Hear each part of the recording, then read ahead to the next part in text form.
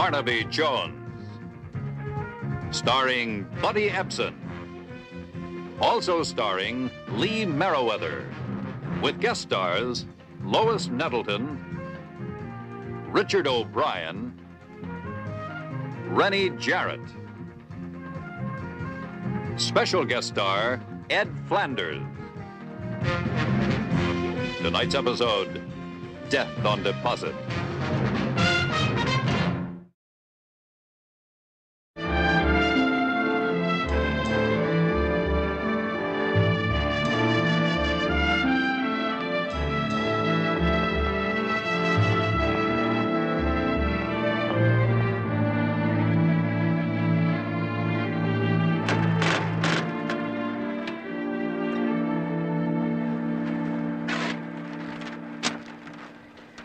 By the end of the week, it'll all be in the computer, Miss Blaseford. Deposits, withdrawals, loans, interest, all of it. You did a very good job, Bert. And next week, I'm going to put the special investment accounts and the estates into the computer. Oh, no, you won't. Well, the computer can't tell us the whole truth unless we tell it the whole truth. My father handled those accounts personally, and so do I. Mr. Sturmer's waiting in your office, Miss Blaseford. Oh, thank you, dear. When are you coming by tonight? I can't tonight, Gail. I've got to run a few checks on the machine. Bert, I hardly ever see you anymore. We're supposed to be engaged, remember? Yeah.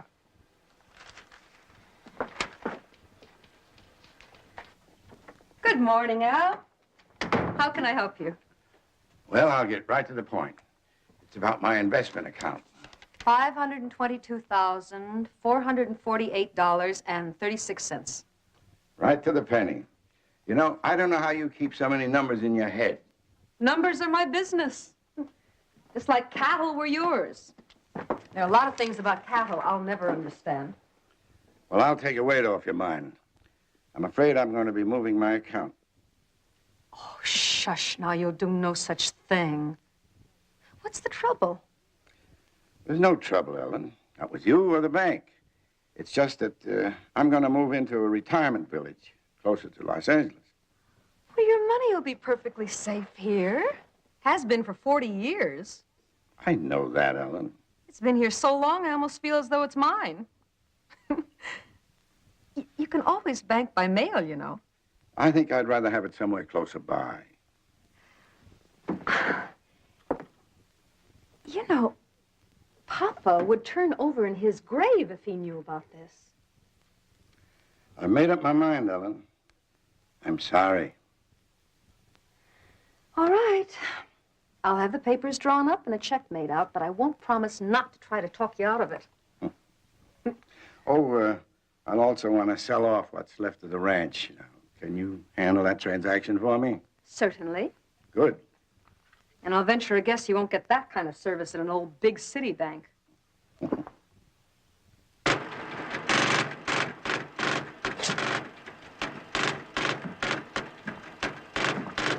Hi, Bert. How's the allergy? Starting to get those headaches again. I'll mix you up a little something when I get back to the store. Huh? I'd appreciate it, Doc. I'll drop by this afternoon.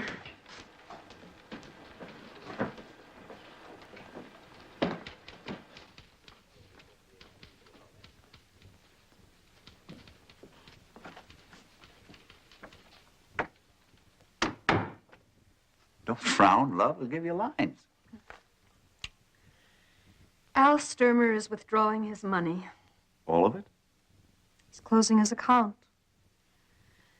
There's some papers he has to sign. I thought maybe we could drive out this afternoon. Well, Al probably needs a refill on that prescription for his arthritis. Maybe I better mix him up a little something before we go, huh? You do that, darling. I'll pick you up later. Okay.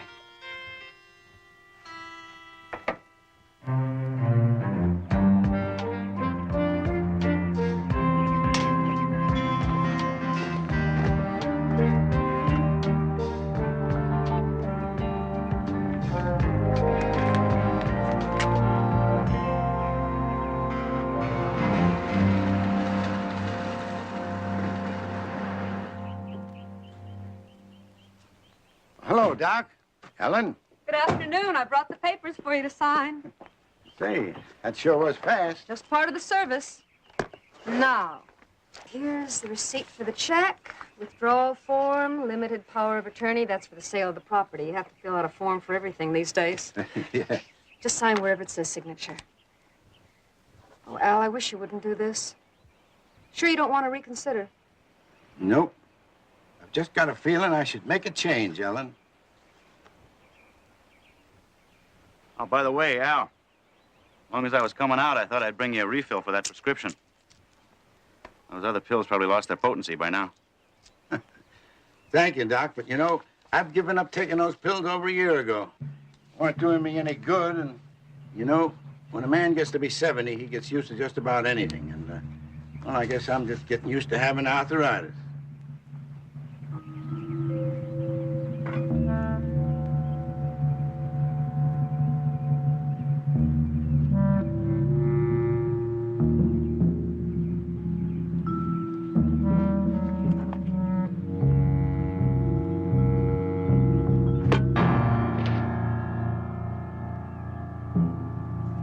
Take the body out of the pen. We'll put him in with Toby.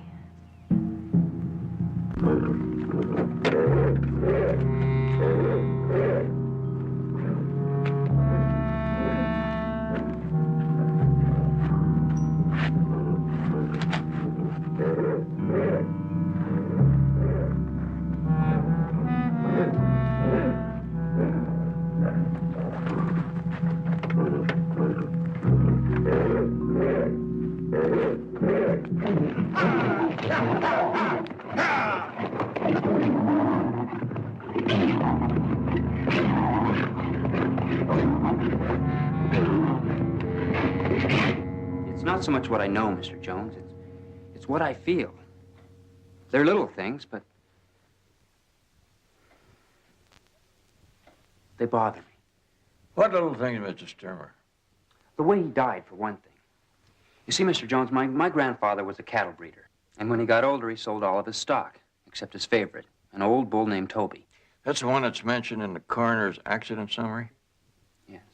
Now, Mr. Jones, you see, that bull got uglier and meaner by the minute. But no one knew that better than my grandfather did. And he would not have gone into that corral. He had too much respect for Toby to do a thing like that. Why'd you sit down, Mr. Sturmer? Did you tell us at the police? The sheriff looked into it, but I think he was persuaded by the fact that my grandfather had gotten old. Now, I submit to you, Mr. Jones, just because a man gets old does not mean he gets stupid. And you are telling me this, knowing full well that I will agree. And then there's the boots. He always kept an old pair of boots on the porch. And he never went into the barnyard without first putting on the boots. Never. And he wasn't wearing them when they found him? He was wearing his best Sunday shoes. All right, Mr. Sturmer, I'll look into it. In there you'll find a retainer, the keys to the house, a letter to his bank, and a letter to the sheriff in Culverton. Good luck, Mr. Jones. Thank you.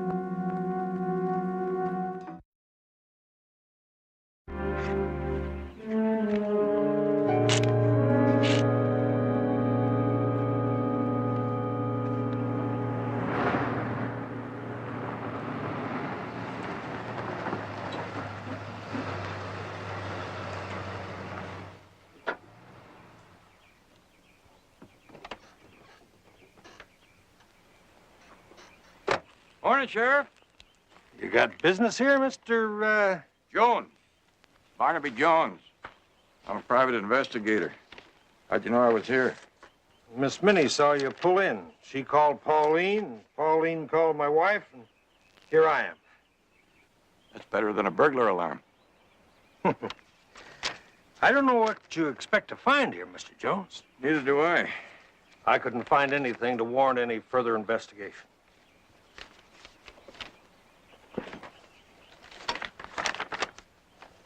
I've been holding Al Sturmer's personal effects for his grandson. If Ralph can trust you, I guess I can. Sign here. There's $47.27 in there. right. See to it that Ralph gets it. Oh, here's some mail of Mr. Sturmer's. Must have arrived the day he died. I found it over there on the table. Never even got a chance to open all of it.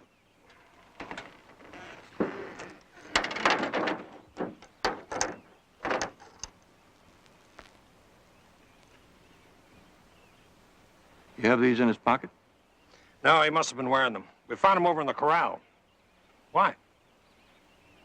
They're reading glasses. Why would a man wearing reading glasses wander into a corral where there was a wild bull? Sure would like to see the coroner. Dr. Evans is over in Fairmont, his niece's wedding. You're thinking that it wasn't an accident? All right, at this point, I'm thinking it might have been anything, including murder. Man, it'd sure need a darn good reason. Did Mr. Sturmer have any money? You just might have found yourself a good reason.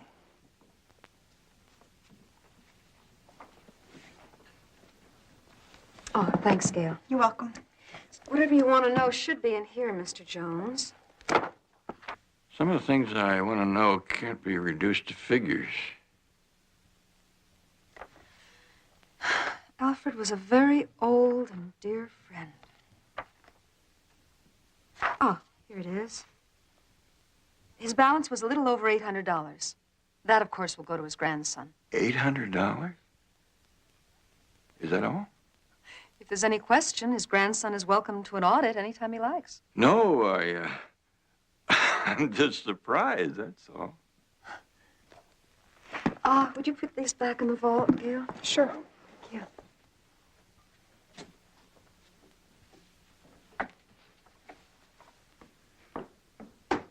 I understand Mr. Sturmer was in here the morning of his accident. He was moving to a retirement community, the Golden Age Village. Matter of fact, one of his canceled checks was made out to them. Gail.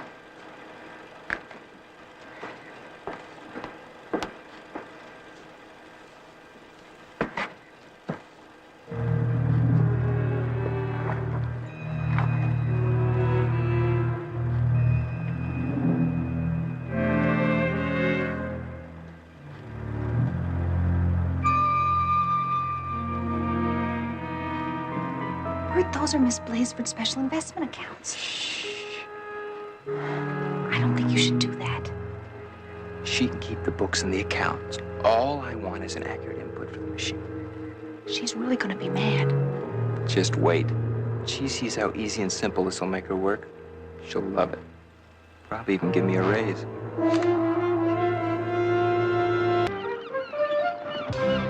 The shuffleboard is down there by the jetty. Are you the shuffleboard type? Well, not so you could notice. Well, there are the tennis courts and badminton, and of course, sailing. Yeah, that's very nice, but... Oh, we have everything here, from barbecues to ballroom dancing. And if you don't dance, we even have classes to teach you. Well, I can manage a few steps. Oh, well, if that doesn't interest you, we have bridge clubs and chess clubs and backgammon clubs, camera clubs, but best of all, friends. We're just one big happy family. Are you married, Mr. Jones? No, I'm a widower. Oh, well, a handsome man like you will find a great deal here to occupy your time. Miss Porter, what I came out here for was some information. About Mr. Alfred Sturmer, hmm? I'll bet you thought I forgot. Oh, I was very sorry to hear about his death. I understand he bought a condominium here. That's right. One of our evergreen models. He was to have moved in this coming Thursday. What would his payments be? Well, he paid $8,000 down, and the rest, $72,000, was due the day he moved in. I made the sale, handled the papers myself. Is that the way it's usually done? No, that's why I remembered. He insisted he didn't want to owe anybody anything. In our credit check, our local banker said that Mr. Sturmer planned to deposit close to $500,000. Well, did you know that he had only a little over $800 in his bank account? Oh, that's funny. From the way he talked, well, age does funny things to a man. Some men. Well, thank you very much, Miss Porter. We'll be seeing you soon, I hope, Mr. Jones.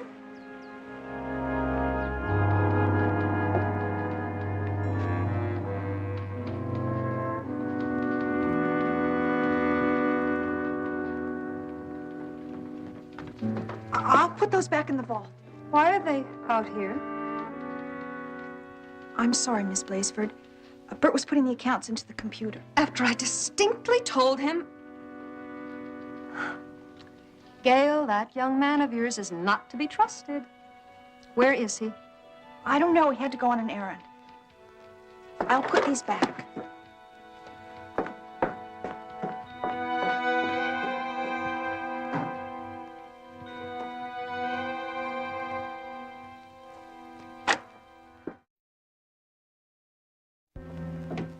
Hello, love. Time for lunch already? Bert has put the information from my private ledgers into the computer I thought you told him not to. in no uncertain terms.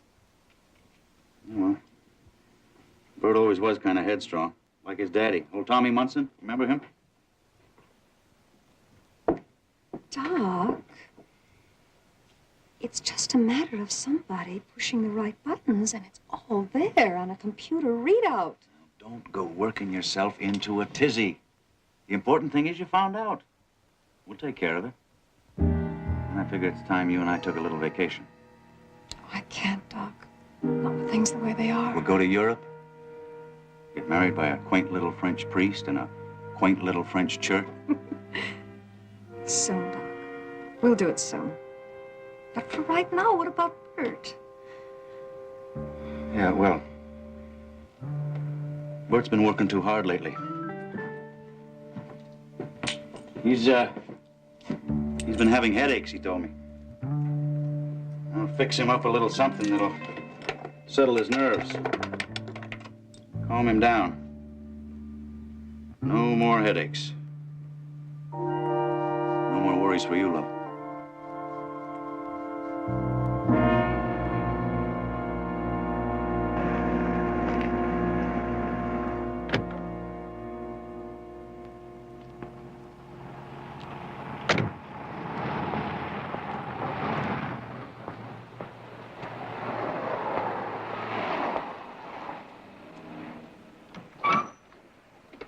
They close at noon on Saturdays.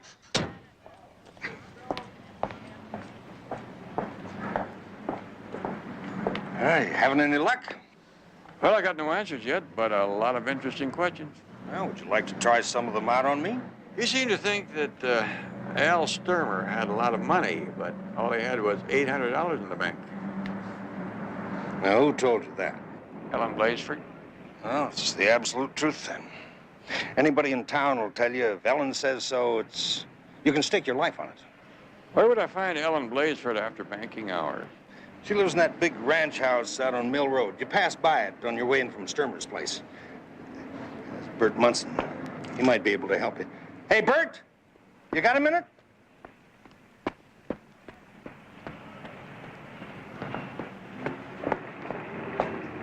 Mr. Jones here needs some information on Al Sturmer's account.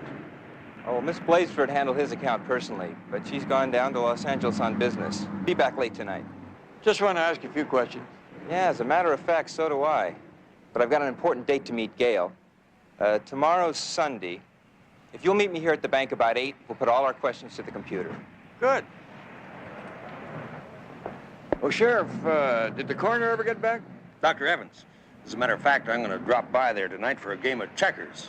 Why don't you join us? Sure.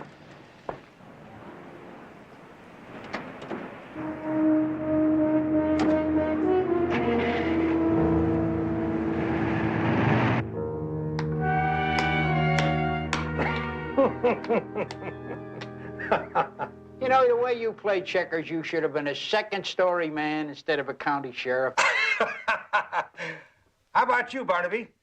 No, thank you. I don't think I could concentrate after reading this. Dr. Evans,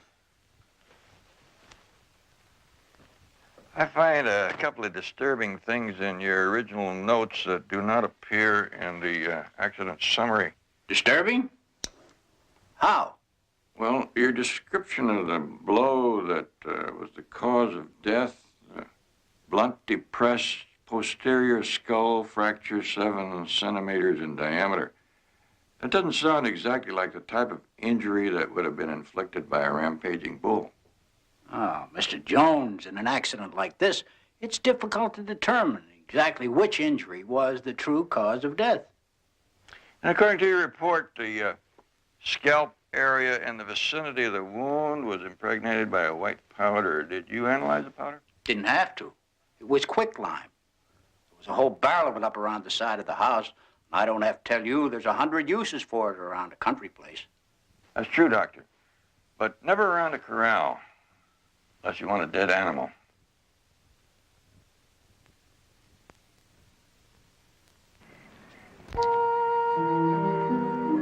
I wish you didn't have to go home tonight. Starting October 15th, I don't. I love you.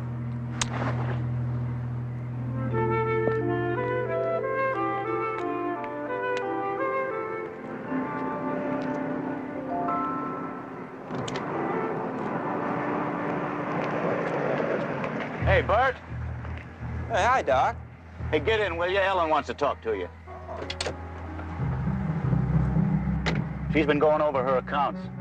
Said she found something that she wants you to take care of before business Monday.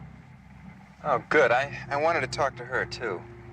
Oh, I brought you something for your allergy. Oh. Better take 2 now, huh? All right. Got some lemonade in this thermos.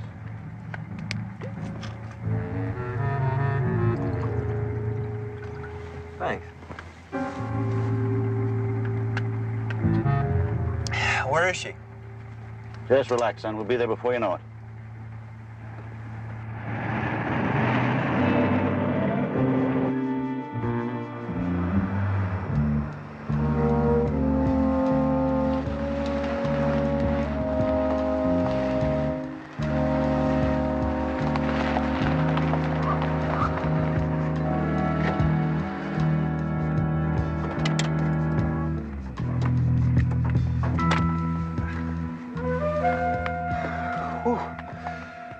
Dizzy. Yeah, I should have warned you. There's antihistamine in those pills. Might make you a little sleepy. Come on, get some air, huh? It'll pass, really. Don't worry about it.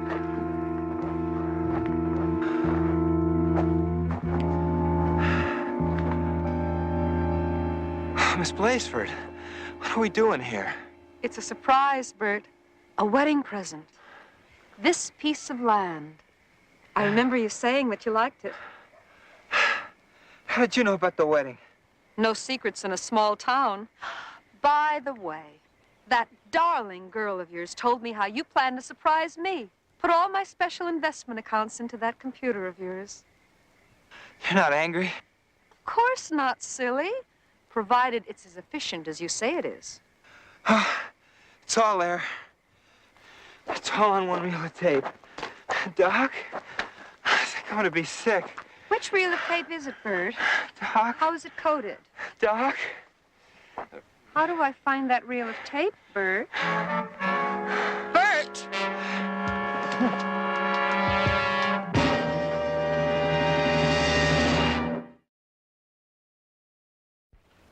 Good morning. Good morning, Mr. Jones. This is Fred Tucker, our pharmacist. This is Barnaby Jones, a private investigator. How do you do? Hi. What can I do for you? Well, I'd like to have a little closer look at Al Sturmer's account. Well, this is Sunday, and I keep all the records of the bank. Yeah, I was supposed to meet Bert Munson over there this morning, but he didn't show up. I tried his place, but he wasn't there. Yeah, well, Bert's getting married in a couple of weeks. Likely he's got places to go, things to do, huh? Yes, I wouldn't doubt that. From everything I've been able to find, indication is that Mr. Sturmer thought he had a lot of money in your bank. Well, you saw the balance, $800. What are you looking for, Mr. Jones? A motive for murder. Who would have murdered poor Alfred? Well, maybe when I find out why, I might also find out who. You see, people are still killing other people for the same reasons: love, hate, jealousy, money. Murder? Well, my goodness, that certainly would be a first for Culverton. Well, in any case, I'll be more than happy to help you. Why don't I meet you at the bank in 1 hour? I'd appreciate that. Nice to meet you, Mr. Tucker. You too.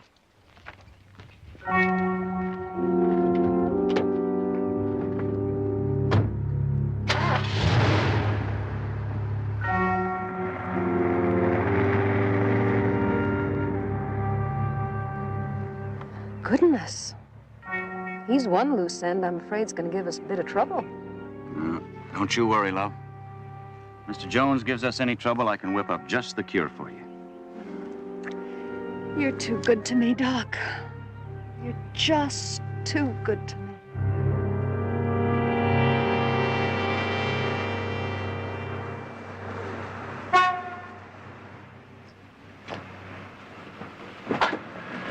Hi, Sheriff. Good morning, Gail. How are you? Sheriff, I can't find Bert. Have you seen him? Well, not this morning. Well, I stopped by his apartment. He hasn't been home all night. His bed hasn't been slept in. Well, we better start looking for him. Come on. Get in.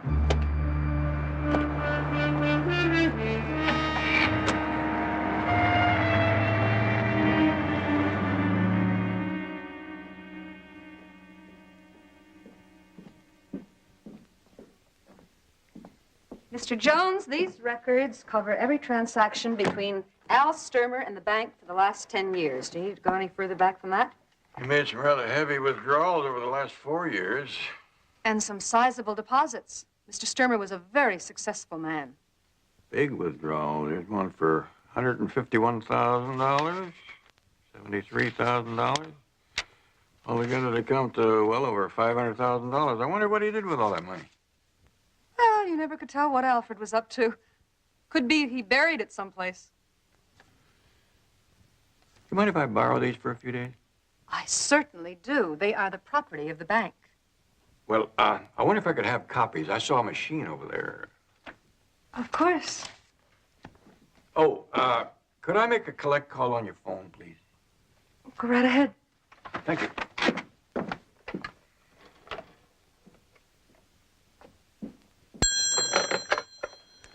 Barnaby Jones' office, may I help you? Barnaby, how'd you know I'd be here?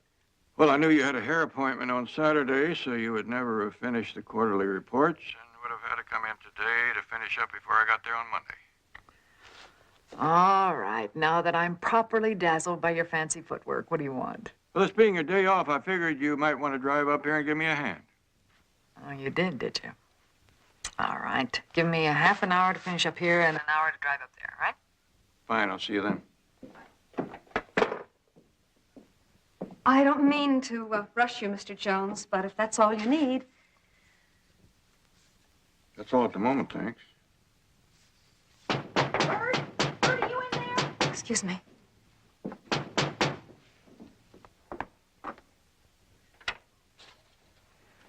Oh, Miss Blazeford, I've been looking for Bert, and when I saw that He's you not were here, Gail. Good morning, Sheriff. We looked all over town for him. He wasn't at home all night.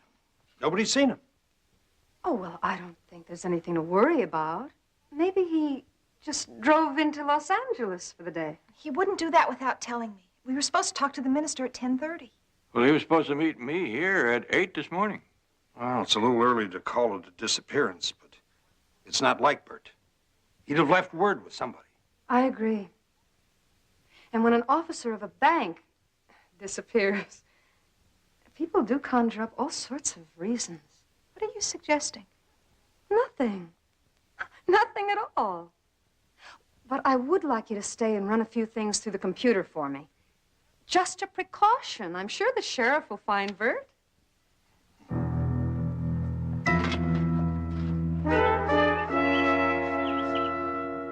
Al Sturmer was neat as apple pie. Oh, place for everything and everything in its place. Just one thing missing. What's that? $520,000. Oh, maybe he wasn't as neat as you thought he was. Maybe if you went through all those drawers and took out the papers, you might find it stuffed away in there somewhere. $520,000 in there? Or a note or receipt that indicated where it went. Yes, sir.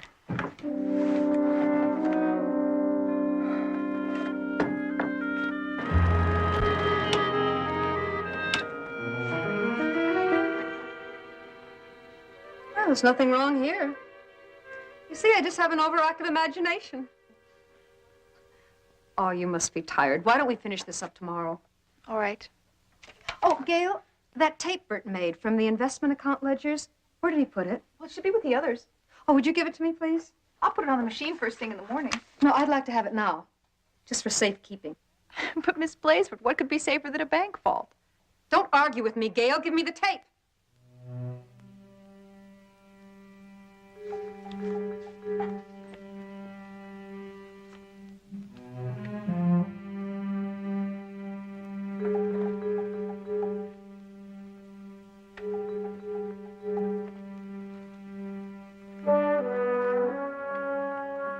Here you are.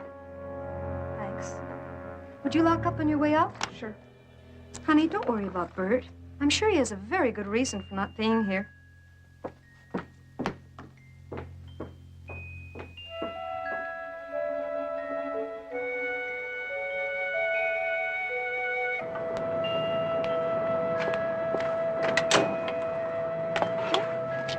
You get it? Right here.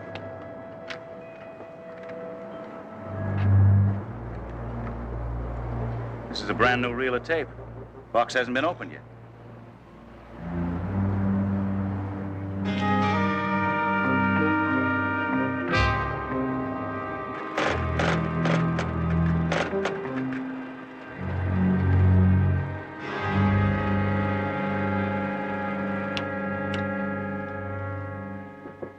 Now I know why you didn't want Bert to put those accounts into the computer. You've been stealing from them. Oh, my. Now look whose imagination is running away with them. Well, Bert can prove what you did. Where is he?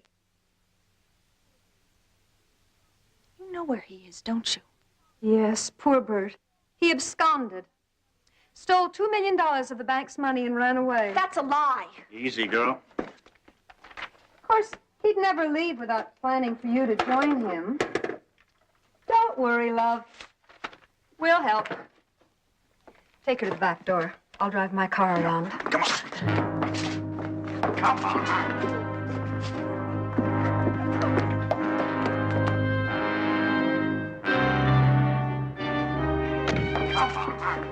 It's the sheriff. Put her in the vault.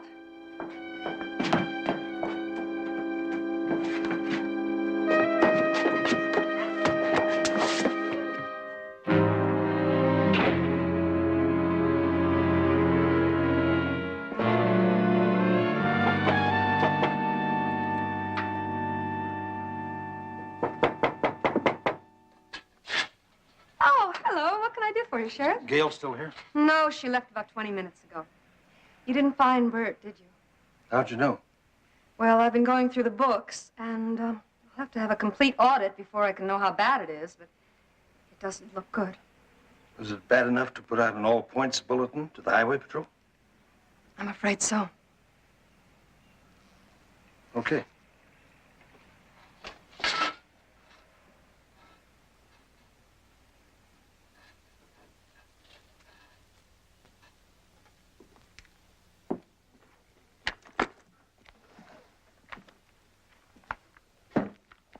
Oh, now, don't worry, love. We'll come back for her later.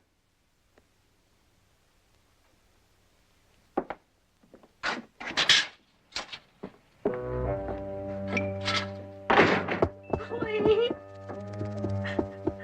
Let me out, somebody. Please.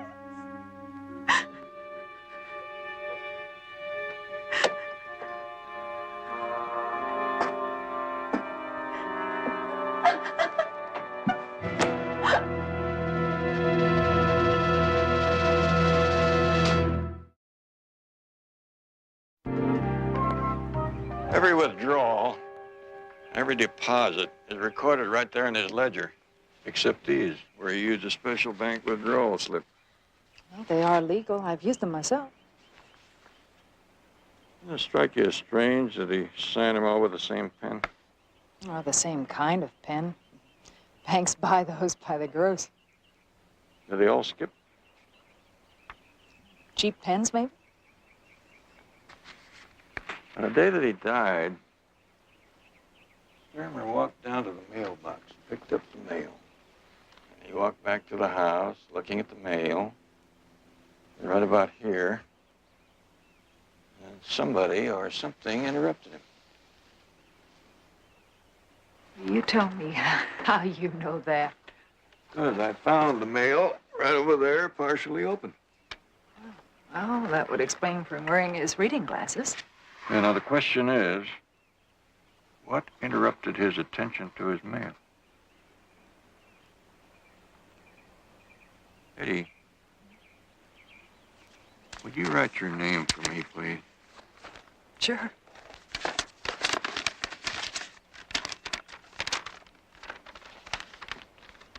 Right there.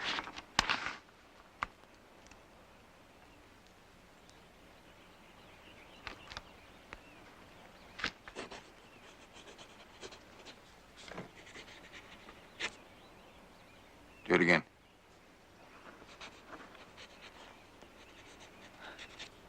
More.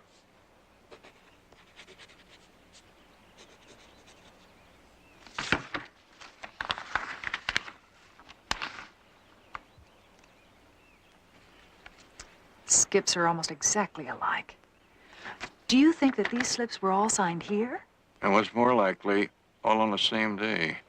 That means that somebody had to fudge around with the dates on $500,000 worth of withdrawal. I wonder how she got Mr. Sturmer to sign these blank withdrawal slips. Maybe he thought he was signing something else. And don't forget, everybody trusts Ms. Blaisford.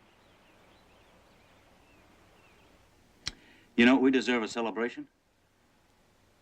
Everything's going along perfectly. Oh, Doc. It's gonna be so grand. You were right, as usual. It's time to go. I think I'm just a little tired. All work, no play, love. Why didn't we get married years ago? No, you know what they say. Marry in haste, repent at leisure.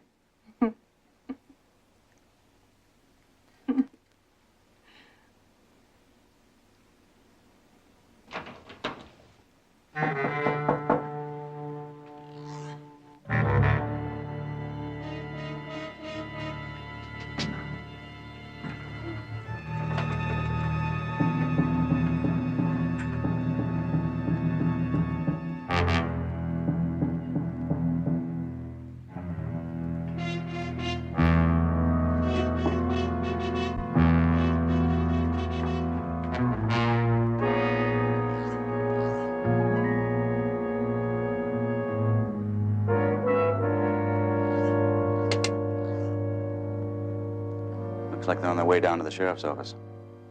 It's all right. You know, I don't think that man is half dumb. Hardly anyone is these days. Well, darling, the books are finished. Now we do something about Gail, and we're on our way. We can't move her with Jones on the street and the sheriff in town.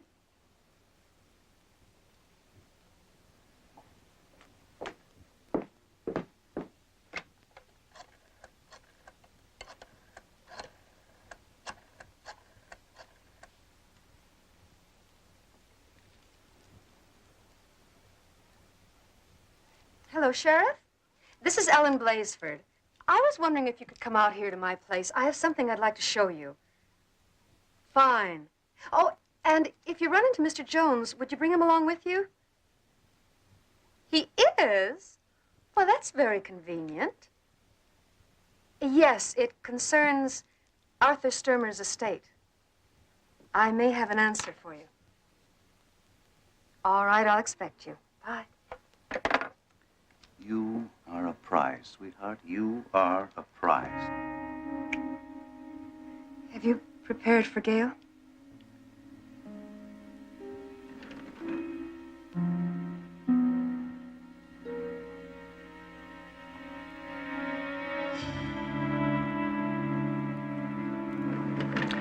Now, what happens when they show up at your place and we're not there? I'll take care of that. You let me know when they leave town.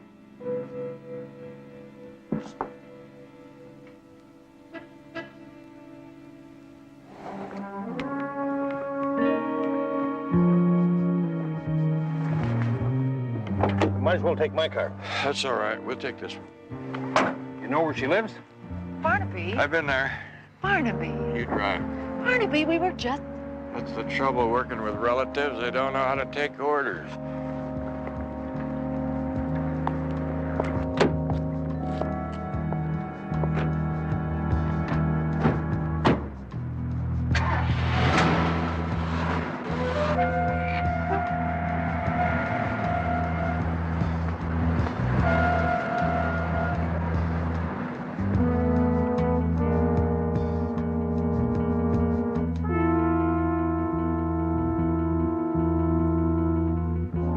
you gone, love?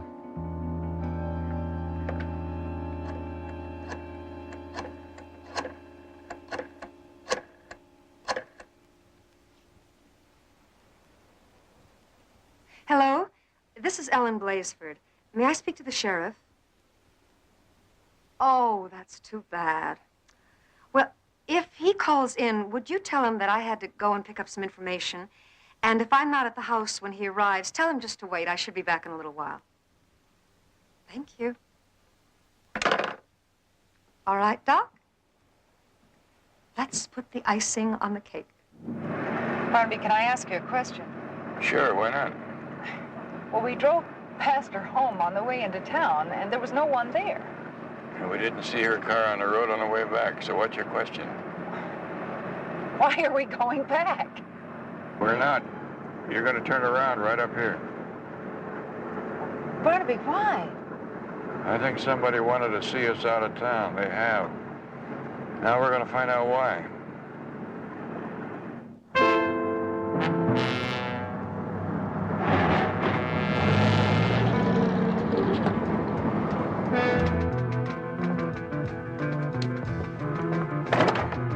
Please let me out! Please!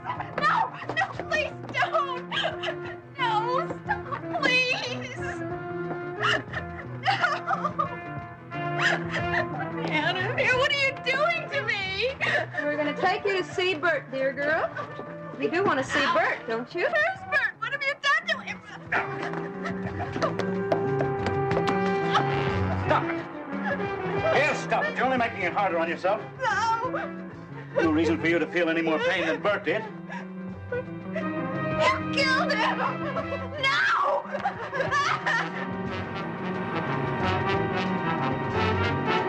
There's a car right there.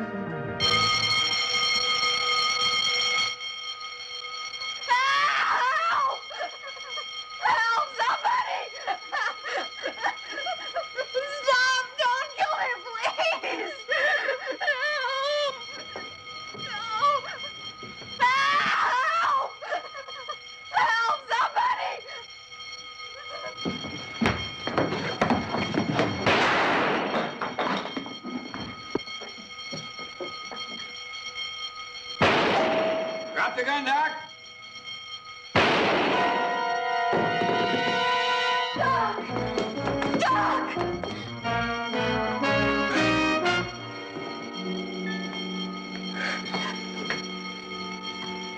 All right. It's all right, love.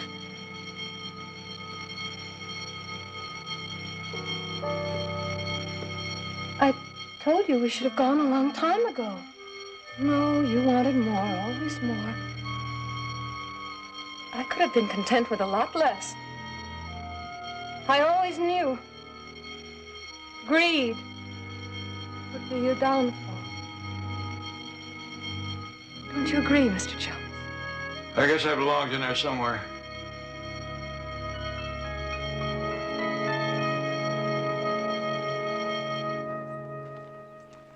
Mr. Jones, this isn't easy to say, but I want to thank you for finding something that I should have found myself. Well, I wouldn't take it that way. Let's just say that it's easier for a stranger to suspect someone of murder than for you to suspect your own friends and neighbors. Yeah, but I'm having a little trouble believing it. Poor Bert. Of course, Ellen is trying to blame it all on Doc. How is he? He'll recover.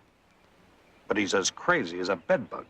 He keeps telling me when he's up and around he's going to fix me a little something for my bursitis. Well, maybe he just has a forgiving nature. Maybe. But I don't have bursitis.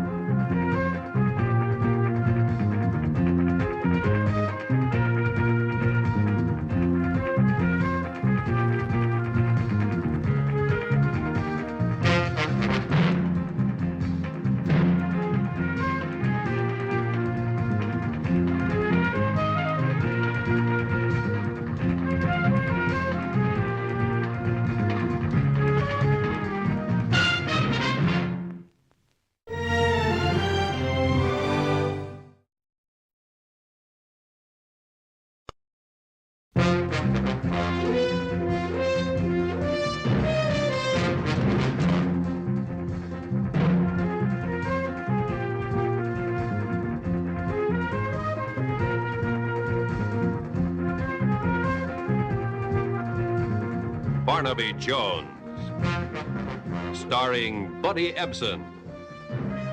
Also starring Lee Merriweather, with guest stars Ross Martin, Scott Marlowe, special guest star Susan Oliver.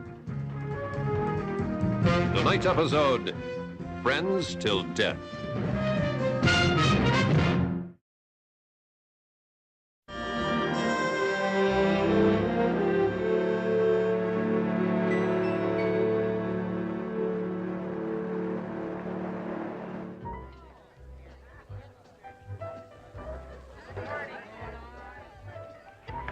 I was wondering when we'd ever get together again. So I'm so glad you called. I really am.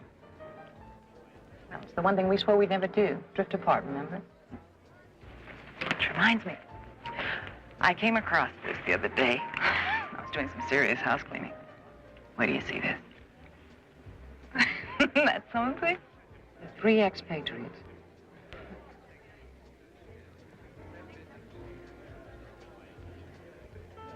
The nemesis of Pacific Western U. Independent to the end. Have you heard from Karen? Uh-uh. Oh, neither have I. Oh, she's probably jet-setting around the world someplace. End up engaged to a baron or an earl, I figure.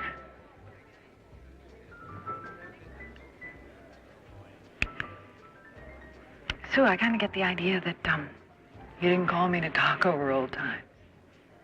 You want to tell me what the problem is? You always did read me like a book. Betty, you still work for your father-in-law? Yeah. Barnaby's right-hand girl. Listen, you think he'd have time to talk to me? I can't go to the police, and that's why I thought of Barnaby. Could you call him, please, now? Sure. Thank you, Betty. I'll be right back.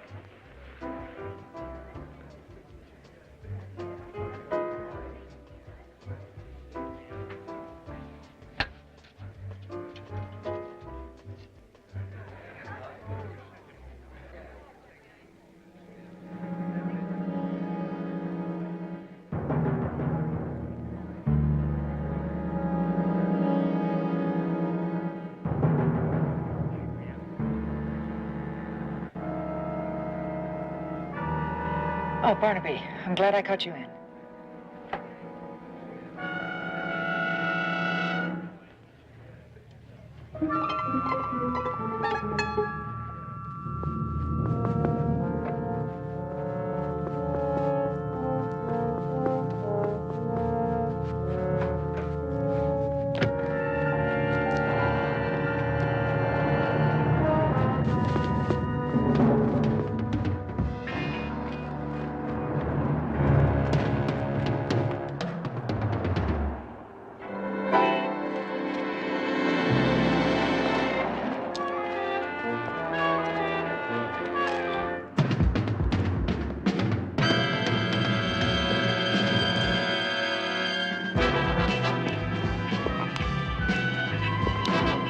Where's the package? Stay away from me! Let me see it!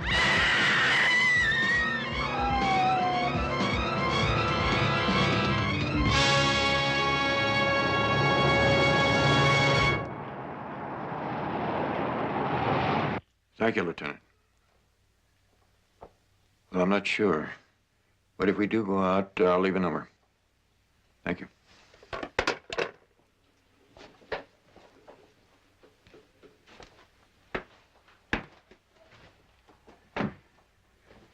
The authorities have decided that Susan's death was suicide. How can they be so certain? Did they find a note? No, not yet. They haven't even found her purse. They think that some ghoul in the crowd must have picked it up right after she fell. Susan did not commit suicide. Self-destruction was not in her. Betty, it's in all of us a little bit, to a certain degree. He said she was upset in the restaurant. Yes, at first, but when she thought you were going to help her, well, it was as though I'd pulled her from an undertow. And why did she revert to suicide when you left her? Is that your question? Yeah. Well, I can't answer that without knowing what kind of trouble she was in. She would never have let go that quickly. She was a fighter from the first day I met her. The 3 expatriates. The what? That was one of the last things we talked about. It's what we called ourselves in college. I met Susan when we were freshmen. She couldn't make a sorority, and we went into a dorm together, and then a third girl joined us, Karen Macklin. So you became the 3 expatriates? Yeah. I am suddenly becoming very tired. But I wanted to ask you something about a new client. Yeah. Later. I'll take you home.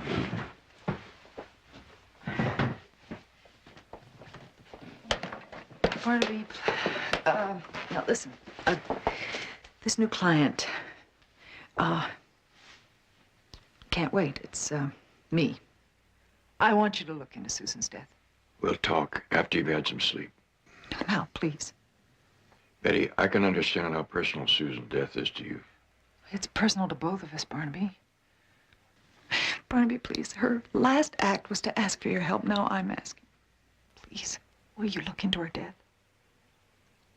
You really need an answer. No.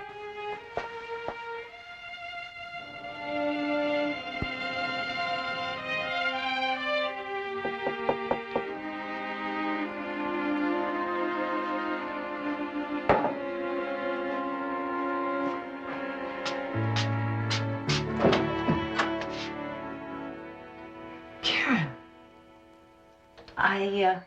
I just flew in from Hong Kong last night, and then I read about Susan. I was with her when she died. Oh.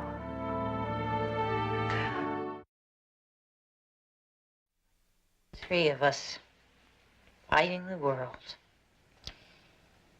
I know it's hard, Betty, but why don't we try to think about the happy days? I don't know if happy's the right word for it. Remember that time we got the silent treatment? Oh. And the time they threatened to boycott any fellas that dated us? That really nearly ended our dazzling careers as femme fatales. Femmes fatales. But we endured. That we did.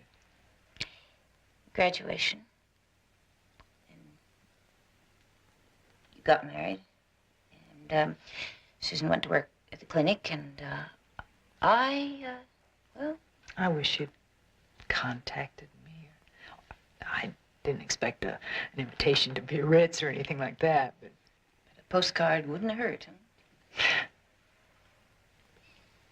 Yeah, I guess I became a snob.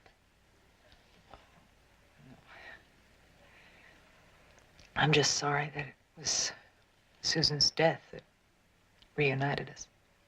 You know, I want to help with the arrangements for Susan's funeral. I know you haven't had time to do anything about it, but... Thank you. I haven't been able to think much past yesterday in the restaurant. Did Susan say anything about the kind of trouble she was in? No, nothing. It's just that she couldn't go to the police. Oh, hey, I've got to leave. I've got a long way to my hotel. I wish you'd reconsider and stay here. I'd love to, except that we just stay and talk all day, and you need some rest after all you've been through.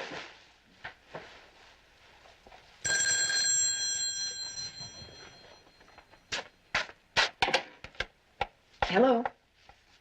Oh, yes, pardon me. When? I'm not sure, but somebody gave this place a going over. Well, any idea who? No, nobody saw anybody go in or out. Did Susan give you anything at the restaurant, or did she mention anything somebody might be looking for? No. Not that I can recall. I'd like to go over your meeting with her again. Can you meet me at the office? Sure, I'm on my way. That was my father-in-law. There's been a new lead in Susan's death. Her apartment's been ransacked. You mean robbed? No. Barnaby thinks someone was searching for something.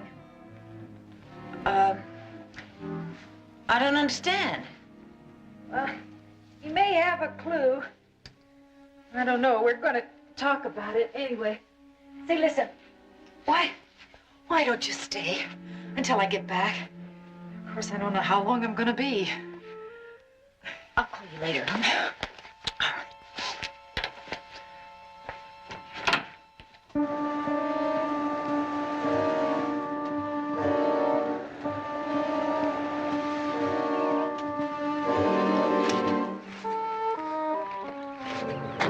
Find it? Do I look like I did? All right, what did you learn? Well, Betty doesn't know anything about the package, but her father-in-law saw Susan's apartment just after you got through with it. He knows somebody is after something. But does he know who or what? No, I don't think so, not yet. You know, we wouldn't be in this fix if you waited for me at the Hong Kong airport. If you waited for me just a little longer. How could I wait when I saw the police pick you up? I thought the whole setup had been blown. My only thought was to get on that plane. But the police didn't even know about you. How did I know what you'd tell them? Well, I wasn't about to confess that you were smuggling $1 million worth of heroin out of the country for me. All right, I panicked. Anyway, I got the stuff through American Customs. Yeah. And gave it to your girlfriend. Well, what else could I do? You could have broken under interrogation, and Hong Kong could have contacted the Los Angeles police, and they would have picked me up. Okay. Look, we are over the time limit on this delivery. And we have got to find the lead on that package, and we have got to find it very fast. Now, it wasn't in her purse. There's no report it was on her body. I couldn't find it in her apartment. She must have hid it somewhere else. You're hedging one option, sweetheart. Your friend Betty. I don't know, maybe something happened between her and Susan before I got there at the restaurant. What do you mean? What I mean is, we need information. I want you to move in with her. Oh, Vince, I don't want Betty involved in this, too. Please. Sweetheart, we'll do what's necessary. I mean, if it's her life or ours. Come on, baby, there's no contest.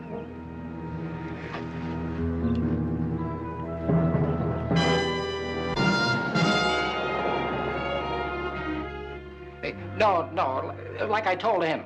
I found it in a trash can on 6th Street. Hey, I wasn't anywhere near where that woman fell. You sure this purse was empty when you tried to peddle it? Dry as a bone. I'll stake my reputation on it. I believe him. According to Betty, Susan Taylor had some currency in his bag. If he'd have found the money, we'd have probably found him stretched out in some drunk tank or alley by now. That's pure logic. You cut this lining? No, sir, that's the condition I found it in. All right, you can let him go. Mitsuko's, Hong Kong. You mind if I borrow this? Go ahead. Check on their progress and call me by this afternoon. With some results this time, please. I can't push too hard. That is not stupid. Find a way. Hey. I love you. Oh, honey. Couldn't we just go away and find a quiet spot and forget all this? Our friends won't let us forget. Take care.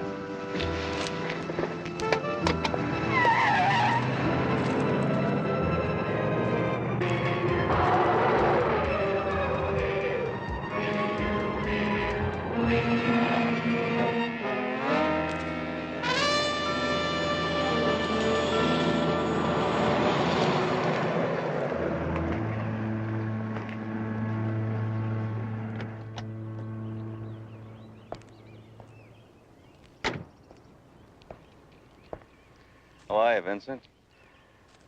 Hey, I can explain, Jerry. No explanation's necessary, not to me anyway. It's just that Mr. Emery's worried. Yeah, I can understand. 2 days, no word. Thinks you're avoiding him. What can I tell him? Well, I was delayed. I lost sight of this girl I was using. You mean the one that just drove out? All right. We had a mix-up. You mean you took your eyes off the ball? Look, Jerry, just let me explain the whole... No explanation's necessary.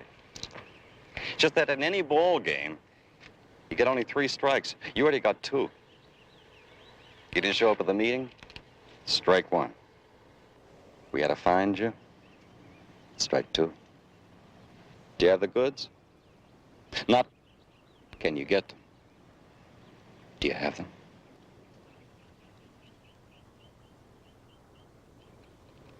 Hey, where are you going? I've got to meet some friends. Hey, wait a minute. Look.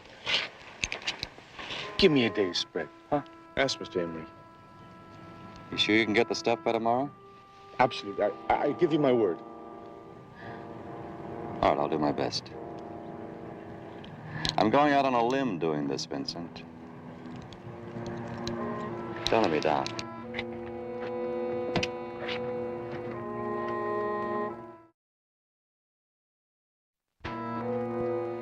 Oh, Barnaby, I'd like you to meet Karen Macklin.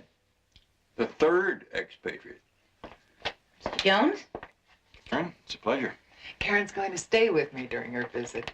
Betty bribed me. Promised I wouldn't have to help with the housework. I wouldn't count on it. Oh. How long are you going to be here, Karen? Until I wear out my welcome. Which will be a long time, because I'm going to insist. Is that Susan? Did she ever mention having been to Hong Kong? No. Oh. Well, she could have bought that locally, Barnaby. A lot of shops sell Hong Kong goods. Never heard of a local shop named Mitsuko's. Maybe Karen could help us. I understand you just got in from Hong Kong. Oh, well, I was just there one day. I'm not familiar with the shops. Oh.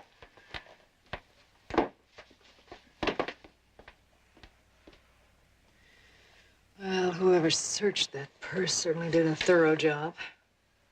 And whoever made it got careless. He didn't sew down this side of the label.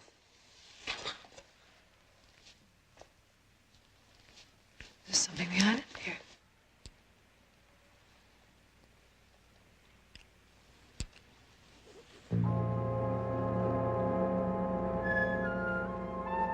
Could be an inspector's number, but why would they hide it behind the label?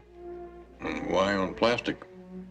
Of course, it could have been something that Susan slipped back there. The number 733, do you think that means anything? Maybe. But tape is meant to stick to something. And that something got separated? When, whatever it was pulled out of here. Betty, when you called me from the restaurant yesterday, did you leave anything on the table? No. My purse? You still have the same purse? Yes.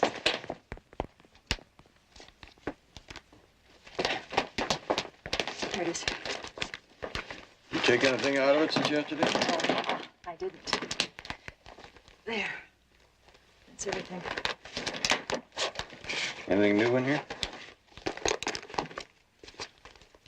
No. I'll check. Wait a minute.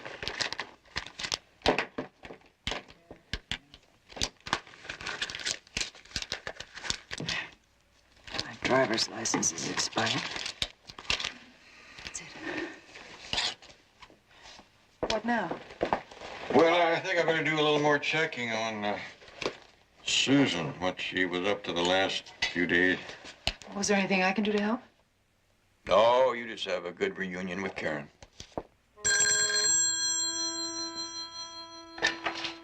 Yeah?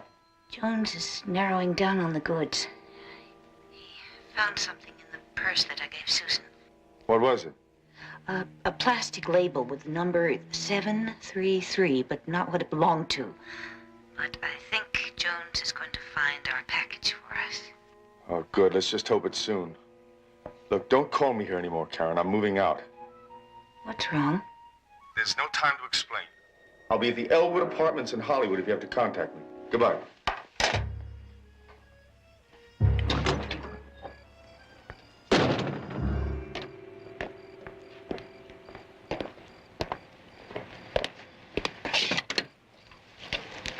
Going somewhere, Vincent? Something came up. I was going to call you.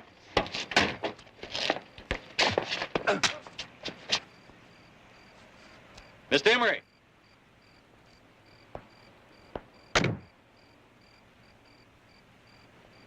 Thank you, Jerry. Oh, come, Calvin, please. You're ruining Mr. Talbot's clothes. I'm sorry, Mr. Emery. Beautiful leather. You have such exquisite taste, Vincent. So expensive. I wasn't going to run out on you, Mr. Emery. I promise I wasn't. Of course not. You wouldn't be that stupid. Shall we go inside, gentlemen? Looks as though Vincent has developed a chill. I know we lost the heroin, but I'm going to get it back for you, I promise. Ah, I see, Jerry. I told you we had nothing to worry about. There's no need for me to leave that party. I told you. Vincent's completely trustworthy. See, there's this guy, Barnaby Jones. He's a private detective. He's got a good lead where the stuff is hidden. A private detective? A friend of yours? No. There's nothing to worry about. You see, what I did was I had Karen stay with his daughter-in-law. I figured with her in hand, hey, he'll lead us right to the stuff.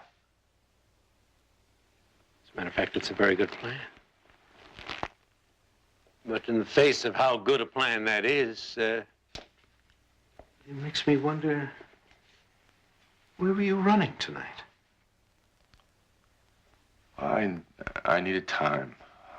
I told Jerry tomorrow, and I got scared. Fear is the enemy, dear boy. It puts lines in the face. Even a handsome face like yours. It also makes one do very foolish things, like drawing a gun on Jerry here. Jerry. Yes, sir? You think you might be able to put an end to poor Vincent's fear? Hey, come on, man. Don't hurt me. Oh, we're not going to hurt you. Jerry's going to kill you. Oh, man, come on. Hey, you need me. You need me. No. Your plan really is quite good. It should be very easy to locate Jones's daughter-in-law, in which case I would have no use for you at all. Jerry.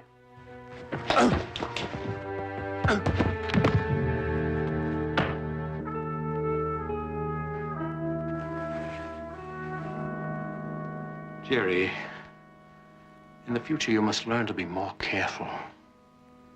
You almost ruined a very expensive game.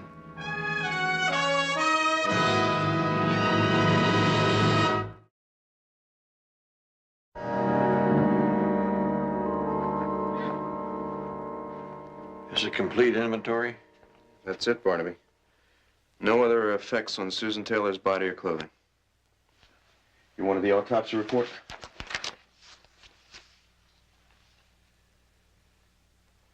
Says here, her right thumb and forefinger were smudged with a foreign substance. Maybe she clawed at the building edge when she fell. Doesn't seem logical. According to this, her fingernails were unbroken. You have a sample of the substance? Let me check.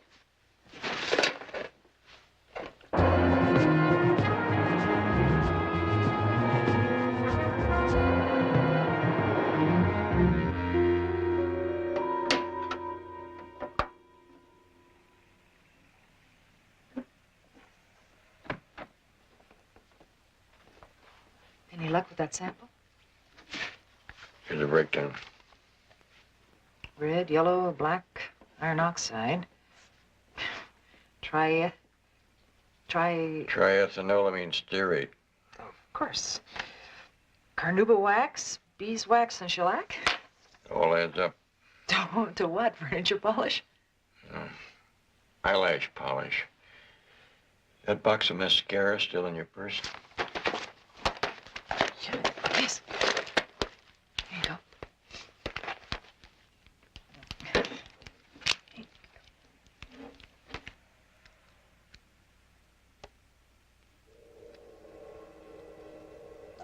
It's a key.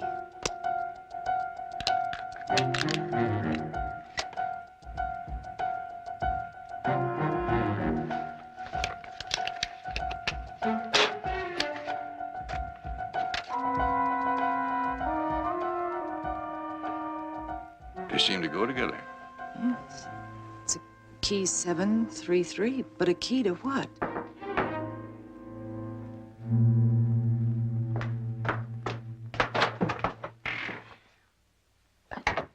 Jerry. How do you... Karen, I don't believe you've met Mr. Emery. Miss Macklin? My goodness. It looks like poor Vincent's exquisite taste extended all the way to his choice in lady friends, doesn't it? What's happened? Where's Vincent? Unfortunately, our poor friend Vincent is dead. What? Dead. You killed him? Yes, unfortunately.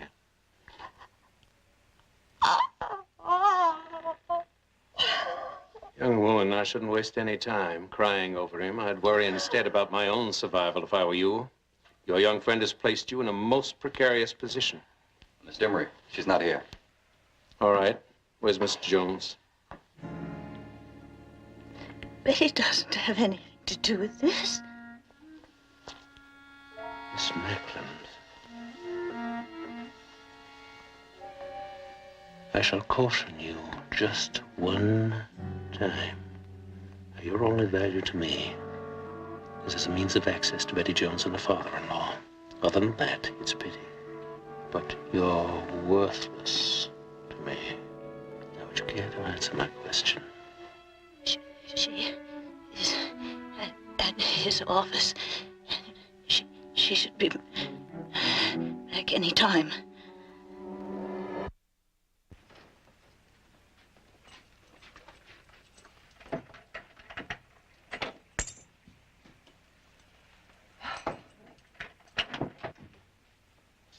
Karen, I've got some news. Barnaby found a key. A key? Found it in my mascara case. Susan must have put it there that day at lunch. What kind of key? The key man told Barnaby it could be to one of those frozen food lockers. He's checking it out now. Puzzles me, though, is why Susan was so secretive. You said that she was in trouble. Yes, but all this cloak and dagger stuff, I mean, what could she have had? She had my property, Mrs. Jones. Karen, who are these men? Permit me, I'm Maxwell Emery. These are my associates, Jerry, Calvin. Say hello to the lady. Karen, what's this about? It's about a mistake, Mrs. Jones. $1 million mistake your friend here made. It's about heroin, Betty. A friend and I smuggled a package of it into the country for him.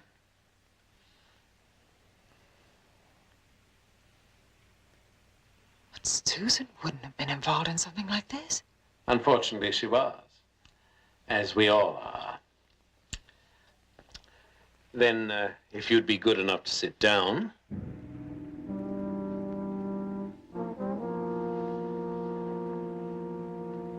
We can, all of us, wait until our detective friend, your father-in-law, puts an end to these complications.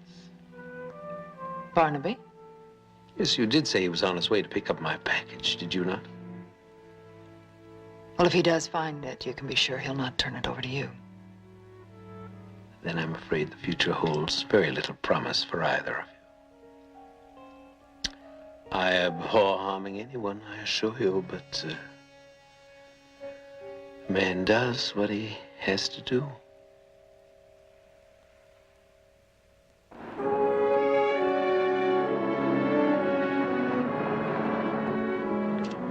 Yeah, Susan Taylor. That's the woman. You say she came in here last week and rented this locker. Is she coming alone? Well, if I remember, yeah. She didn't store very much. Say, what's this all about anyway? Susan Taylor is dead. This may be the key to why she died.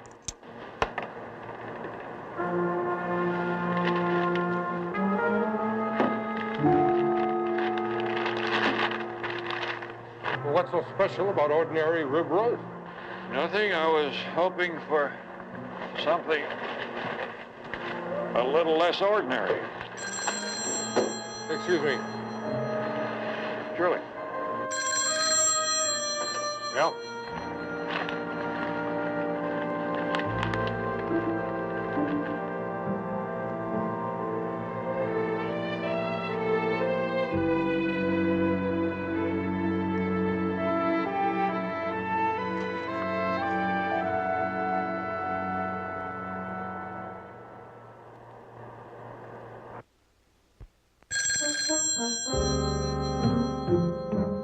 Answer the phone, my dear.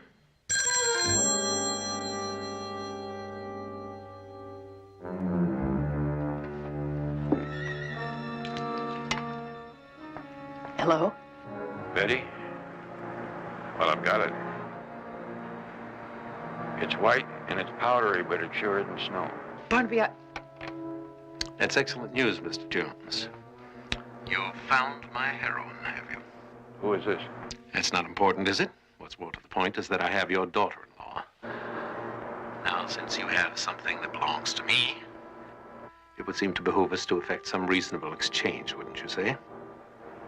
Listen, if you have any idea of harming her... Her personal safety is of utmost concern to me. Damaged goods would benefit neither one of us.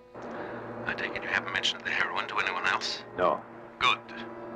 Then just go to your office and wait there. I'll call you later with further instructions. When you do, I'll want to talk to Betty. As would any cautious man. And so you shall. But no police, or you'll never hear a voice again.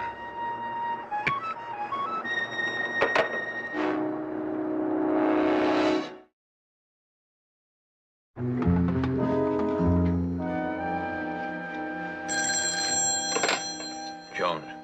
Ah, Mr. Jones. Are you familiar with the North Valley Dam? I know where it is. Good. Shall we say 3 o'clock?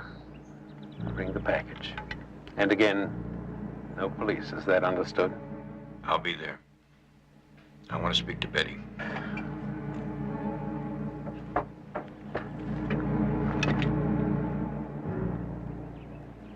Barnaby, don't walk into this. They've already killed two. Betty, please do exactly what they tell you to. That's excellent advice, Mr. Jones, for yourself as well. It's obvious you're a very intelligent man. I'm smart enough to know that their lives aren't worth a plugged nickel the way things are. How about a trade? Me for them, and I'll lead you to the heroine. Come now, Mr. Jones. I respect you. Don't disappoint me. We're both too mature to play games. I'll see you at the dam at 3 o'clock.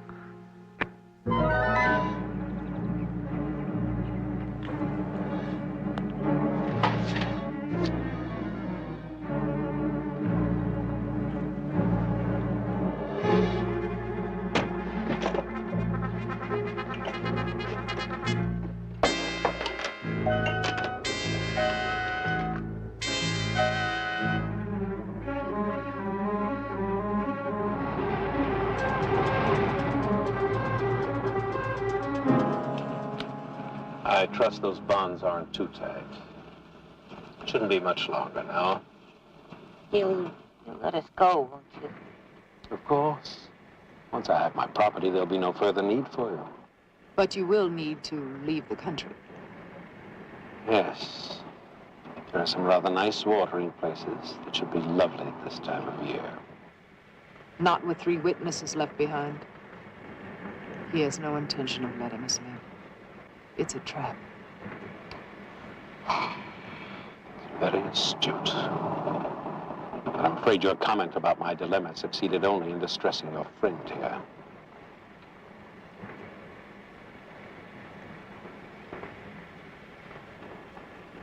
You know, there are times when it's far better to keep one's mouth shut.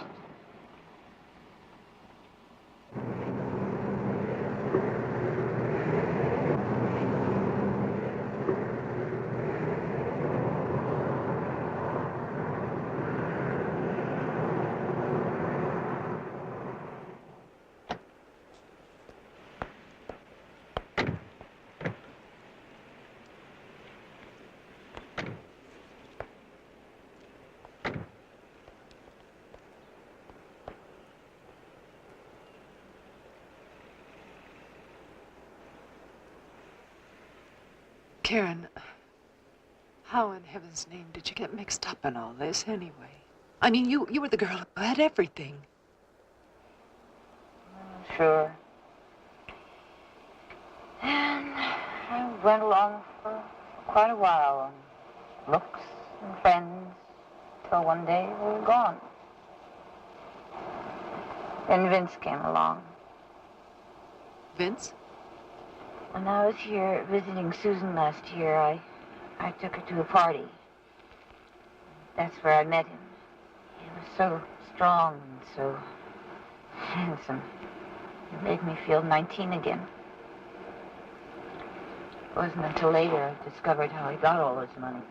That's when he started using me to help him. How did Susan get involved? Well, Vincent and I were trying to get that heroin out of Hong Kong, and someone must have tipped the police. Anyway, they picked him up at the airport there, and I panicked. And when I reached L.A., I passed the package to Susan for safekeeping. Well, I told her not to look in the package. Well, at least now I know why she called me. She couldn't turn you over to the police.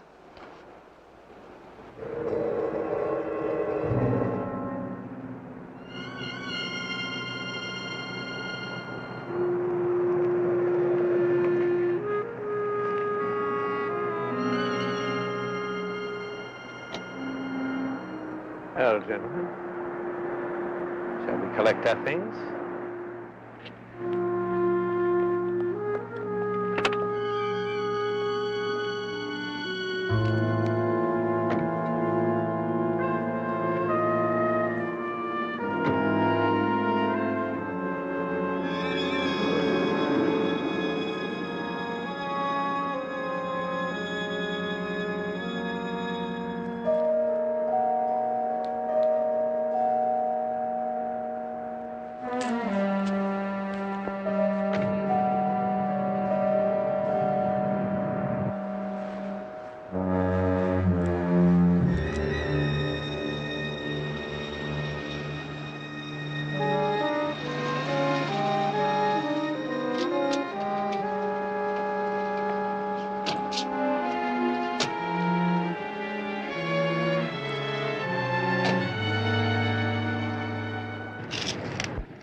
What's he doing? I don't know.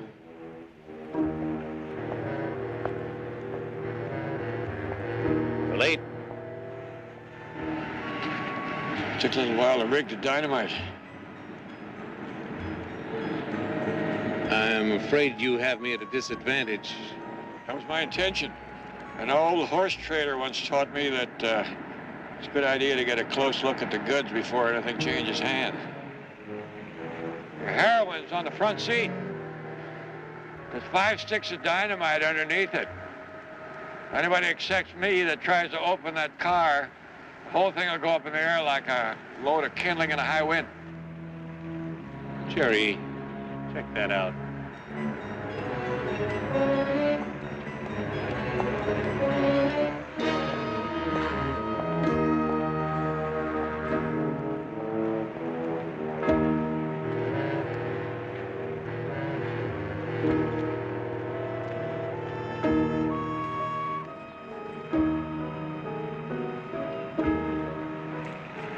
It's here like he says.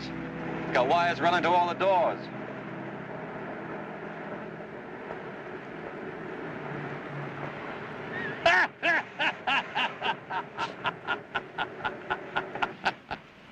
By George, you run a good bluff, Mr. Jones. I admire that.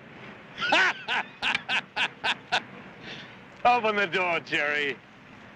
Sir? Open the door and get the stuff. Can't you see he's conning us? Yes, sir.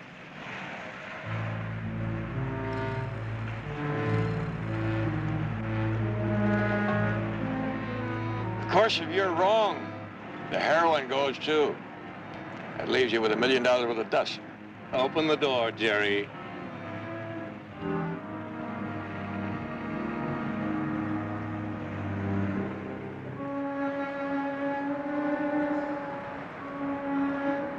I'm sorry, Syke.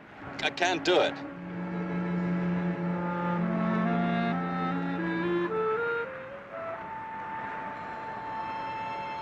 Calvin, you think you might have a little more courage than our friend Jerry here?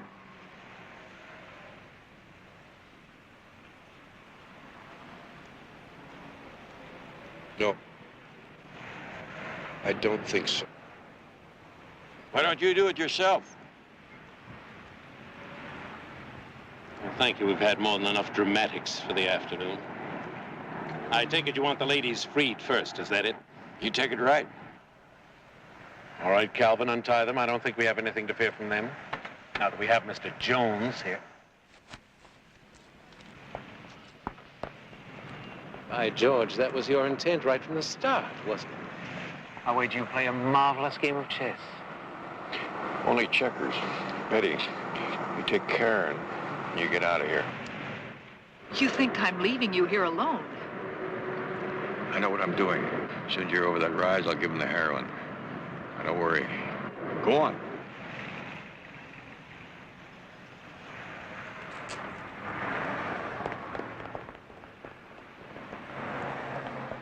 Well, I must say it's just as well. It would have been a crime to have had to do away with two such beautiful women.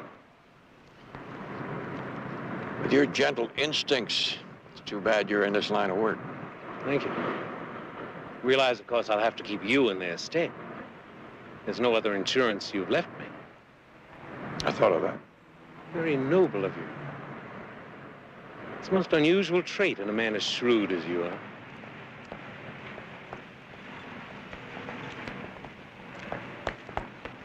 All right, what about my property? Go on, take it. What about the dynamite? I can tell that you haven't done much poker playing. Then you were bluffing. Sometimes a man has to gamble with what he hasn't got. My hat's off to you, sir.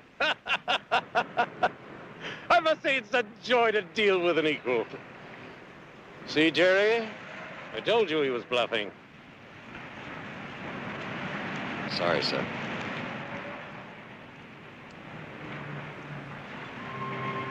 Open the door.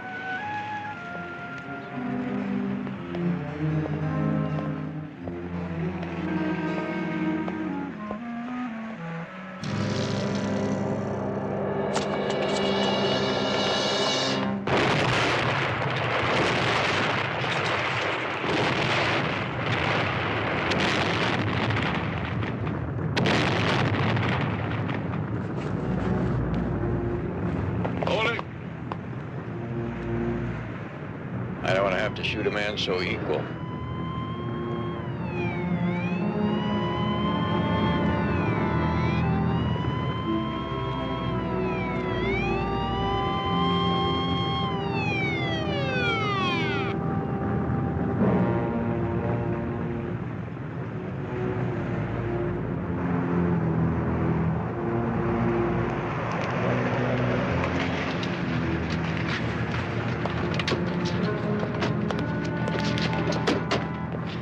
You're right.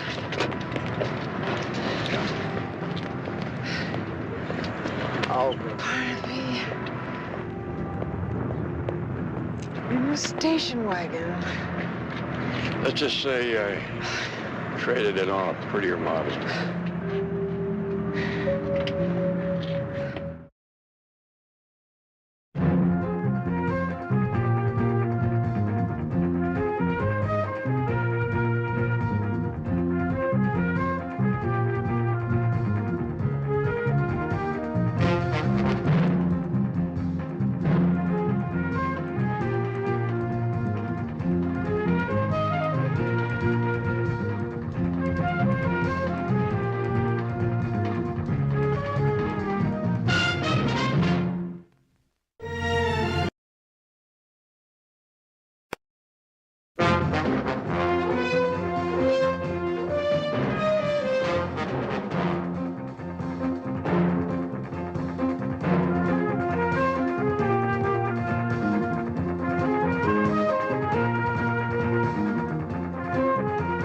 Barnaby Jones, starring Buddy Epson, also starring Lee Merriweather, with guest stars Shirley Knight, Jane Elliott, Quinn Redeker,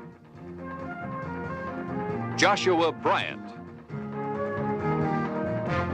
Tonight's episode, Fantasy of Fear.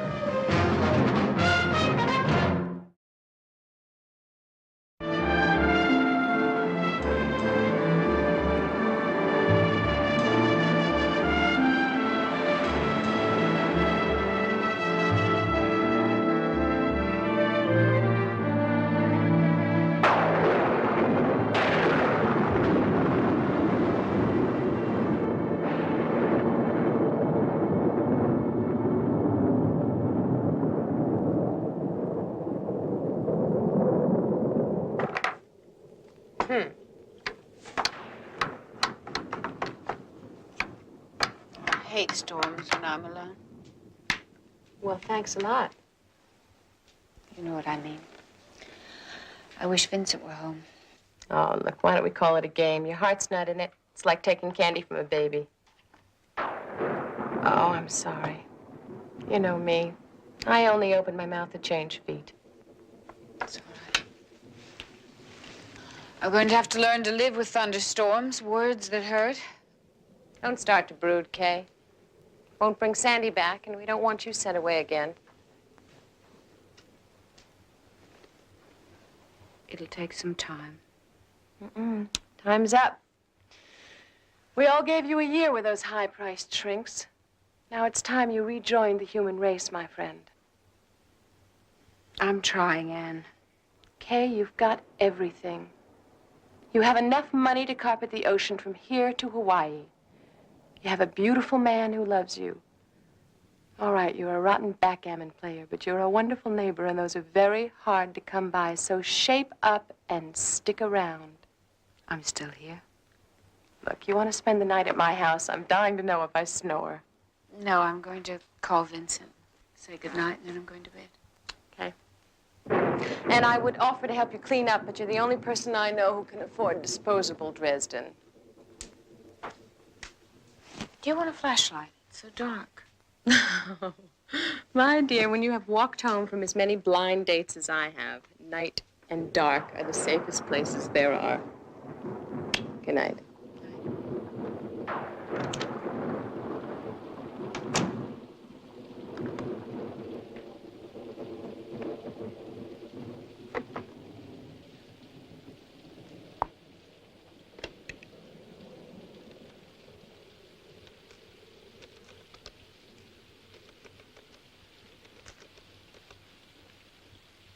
Good evening.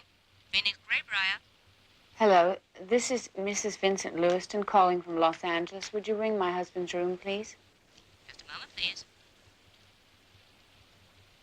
I'm sorry, ma'am. We show no Vincent Lewiston registered. Well, are you sure? It's Lewiston, Lewiston. I'm sorry. I have no Lewiston show. Would you like to speak to the desk clerk? No, that's all right. Thank you.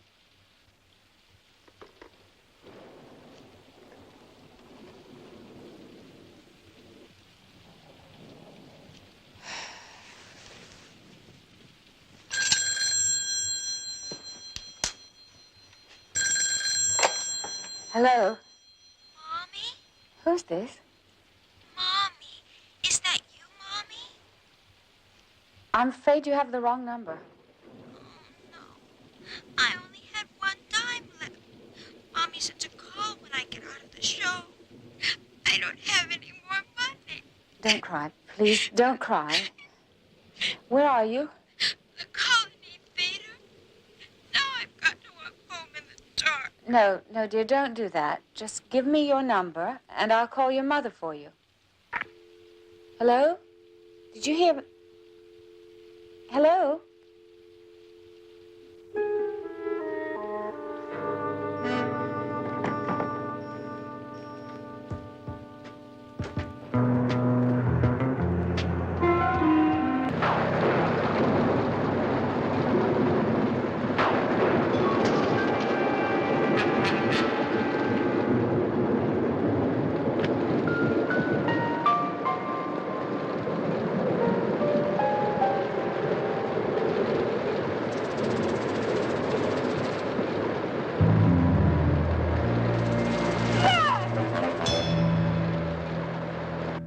A bear, you see.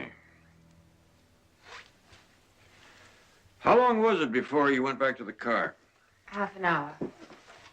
Maybe longer. I'd remembered I'd left the lights on in the car, but the panda bear was gone.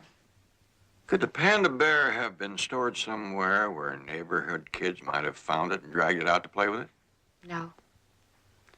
After my daughter was killed, while I was in the sanitarium, Vincent, my husband, got rid of all the toys. Everything. I asked him to. And if it was there, it would have been put there, and if it was gone, it would have been taken away. If I'm not hallucinating or imagining things, I really can't be sure. I feel like my sanity hangs on that thin little two-letter word, if. This photographer you spoke of, Robert Justin Black. He showed up at the house a few days before what would have been Sandy's 8th birthday. You said he claimed you had made an appointment. Yes, to take Sandy's birthday picture. I sent him away. I don't think I was very nice. Then on the day that would have been her birthday, the delivery boy came and brought a blue bicycle? Yes, just like the one Sandy was riding on the day that she was killed by that hit-and-run driver. Oh, dear. Have you told this to anyone? No, I wanted to, but I was afraid. Who are you afraid of? Me, I guess. The doctor didn't want me to come home quite so soon. And poor Vincent has enough to worry about. The truth is, I just don't want to be sent away again. Your husband was in Phoenix. Yes. He's had to travel a lot in the last 4 years. Since my father died, he's managed the company. I guess I've been very selfish. I've made him suffer all of his grief over Sandy alone. Did you remember about bringing the picture of yourself I asked you for? Yes. Yes. My husband will be home. I should be there. Oh, why don't you go? And just remember that you left all your troubles here. I'll try. Thank you, Mr. Jones.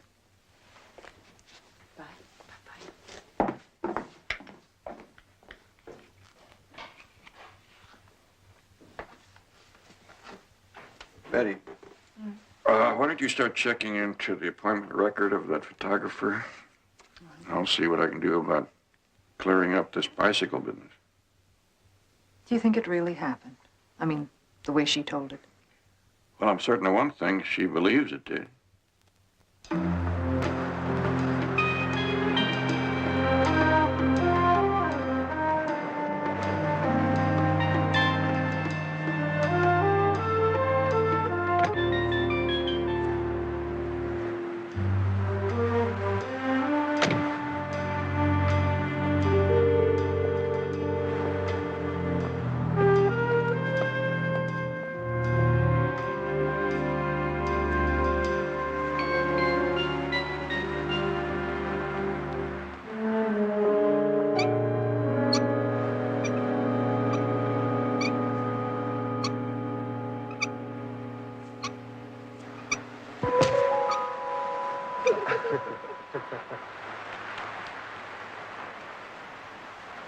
you doing here?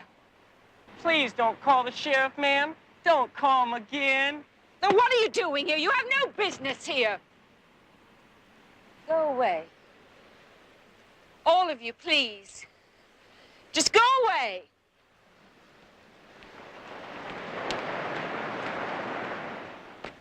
Hey! Hello. Vincent. What's going on? So glad you're back.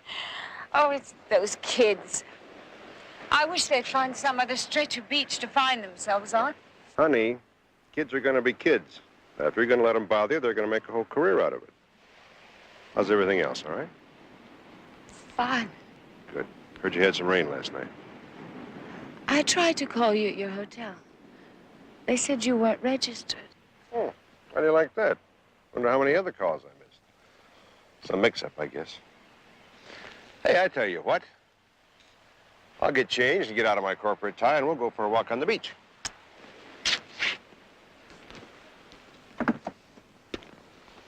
Where did this come from? I don't know. Those kids, I guess. Catch.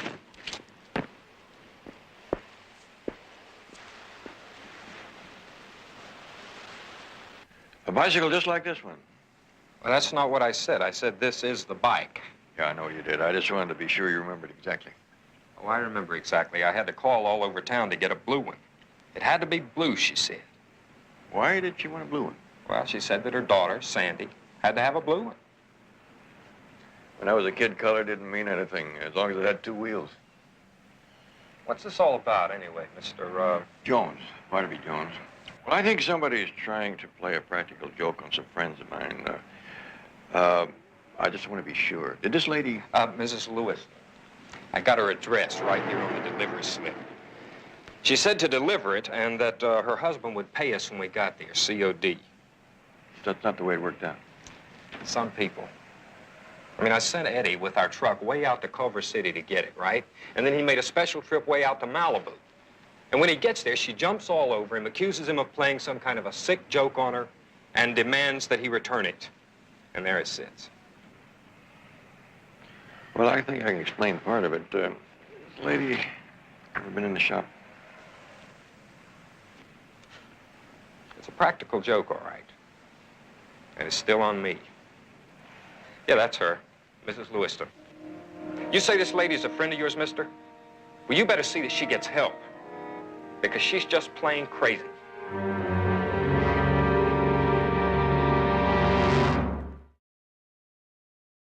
Honey, listen. On those kids, if they keep bugging you, just wave at them. Drives them crazy to think you're friendly. Bye, baby.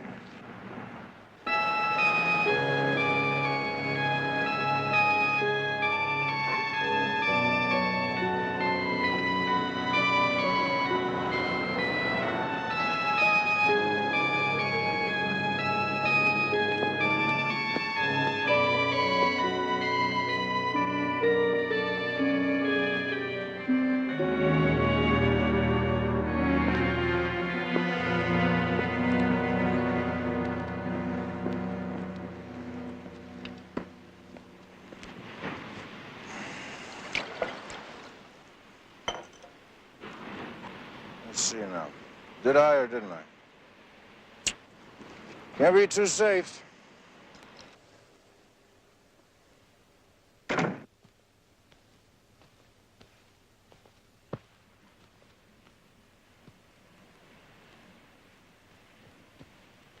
Dan?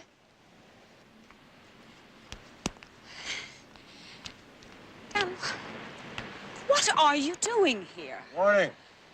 To send the boy Wonder off to play with your factory? I asked you not to just walk in here like this. I was just taking my morning constitutional and it ran out of gas.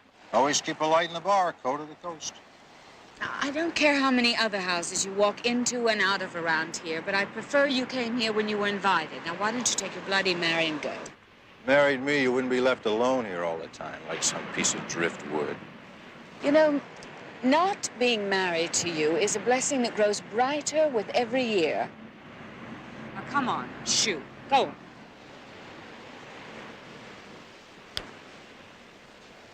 You didn't used to talk like that. Not back in school.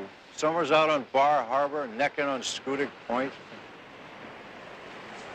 Oh, come on now, grow up. Stop reliving your childhood. Our families expected us to get married. You let them down. Young Horatio Alger came in there and kidnapped you right out from under my nose. Dan, if our friendship over the years means anything to you... Friendship? I never found one other girl to take your place. Now look at me. Look what you did to me, Kay. I'm sorry, Dan, but I'm not going to take the blame. I'll settle for just a little warm understanding. For old time's sake. Now, stop. Let's stop it. I said stop. Oh, I'm sorry. I knocked, but the front door is a little far from the ringside. Mr. Parker was just leaving. Yes, yes, he was. Yes, indeed. You win round one. I want to thank you for your hostility. Have a good day, sir.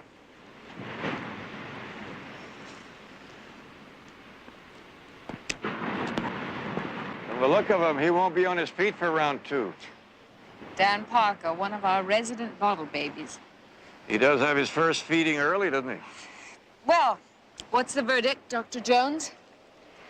I take it you've been looking into my symptoms? I had Betty check with a photographer. His answering service does have a record that somebody called up to set up an appointment, but it doesn't show whether it was a man or a woman. Meaning it could have been me. Not necessarily. But the man in the bicycle shop's going to be difficult to convince. I showed him your picture, and he was certain that you were the one who ordered the bicycle. That isn't possible. I don't believe this is happening. Well, one layer doesn't make a cake. Let's wait till all the facts come in. I was hoping your husband would be here. Not yet, please, Mr. Jones. I don't want him to know yet. Well, I have to talk to him about the toys sometime. If you did not imagine all this, then someone may be trying to do you harm. Are you sure he was in Phoenix the night before last? At this point, I'm not sure about anything, Mr. Jones. When I called the hotel that night, they said he wasn't registered. And what does he say? That there was some mix-up. That those things happened. Vincent wouldn't lie to me. Well, when shadowy things are going on, I have to look in the shadows. Vincent is my whole life, Mr. Jones. I trust him.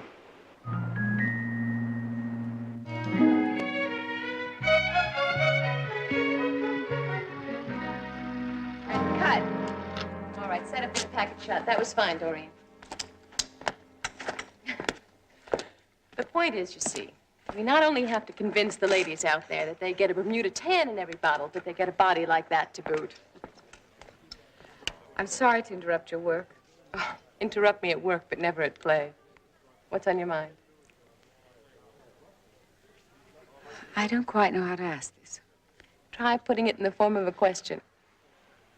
And you're probably my oldest and my dearest friend.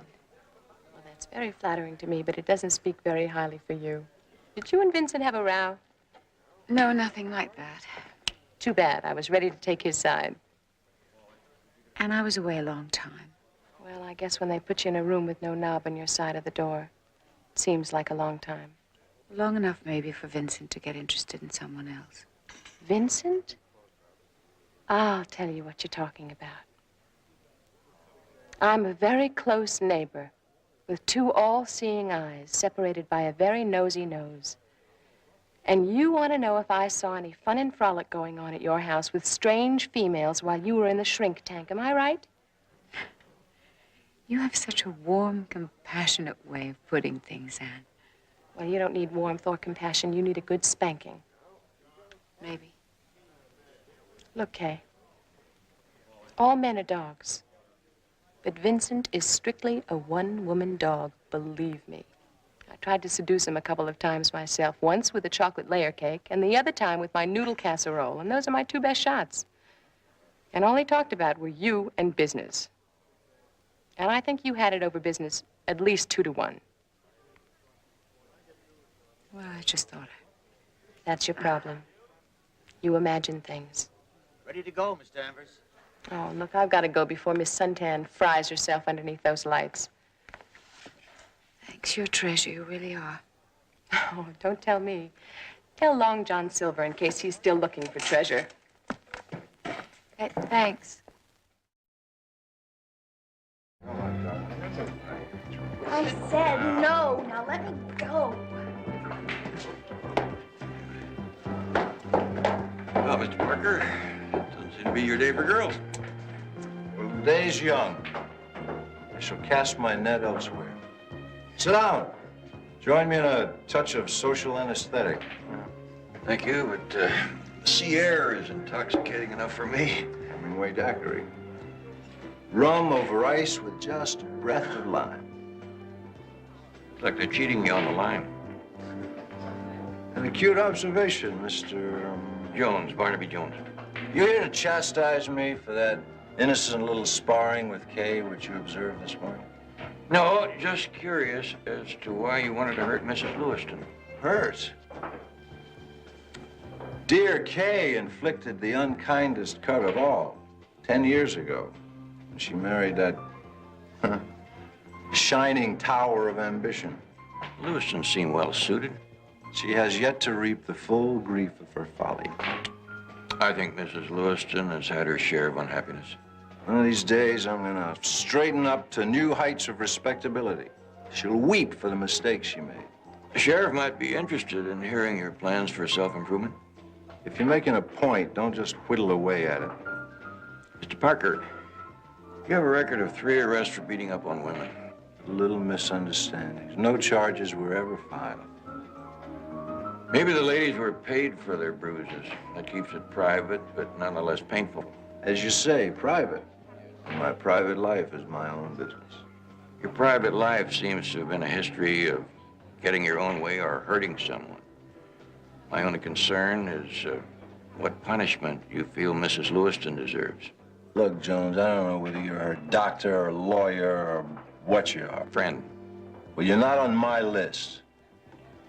So I must ask you to leave. This is a private table by invitation only. Well, Mr. Parker, if Mrs. Lewiston is on your list, my advice is to take her off, because any further bruises to Mrs. Lewiston might result in repayment in kind.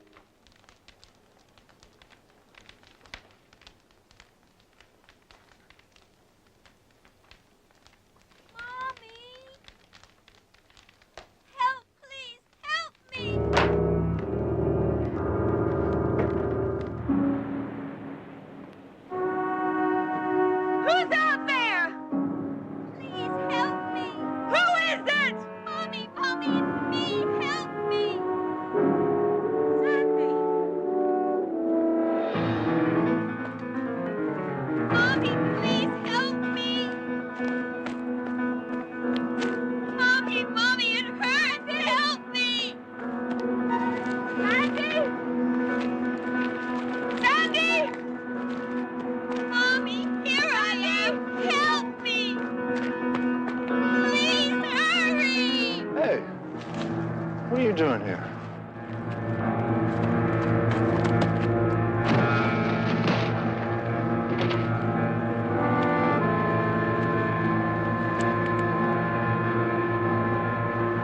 Honey, what are you doing out here?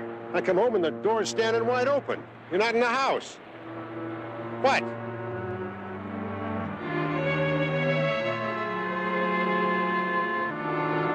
Oh, good God.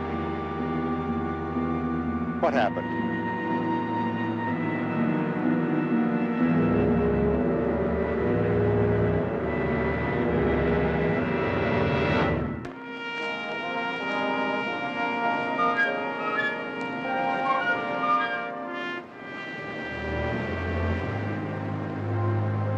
I heard sounds and I went outside. When I got to the bluff, I saw him fall down onto the rocks. Sheriff, really, she's in no shape for this. No reason to trouble you any further right now. You know, Barnaby, I always figured that something like this might happen to Dan Parker. You think he just walked off there in the dark? Well, better walking than driving. Just lucky he didn't take 2 or 3 innocent people with him on the highway. Well, thank you both very much. Miss Lewiston, that voice you heard, did it sound like the child's voice you heard on the telephone? I don't know. I just don't know. Honey, now look, I'm sure you thought you heard a voice. But listen, imagination plays funny tricks on all of us sometimes, you know. I heard it. I know I heard it. Well, look, the doctor gave you a sedative for a reason. Why don't you go on in now and try to get some sleep? This whole thing's gonna look a lot clearer to you after a good rest, okay? Maybe I should. I'm very tired.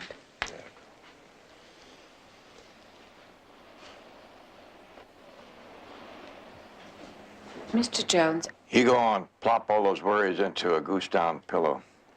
You know, I'm a fisherman, and sometimes a line that looks all snarled up will come free with just one little tug.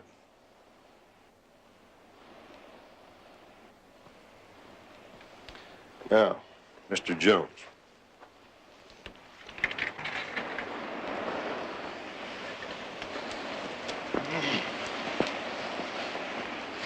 I want you to tell me something. What are you fishing for here?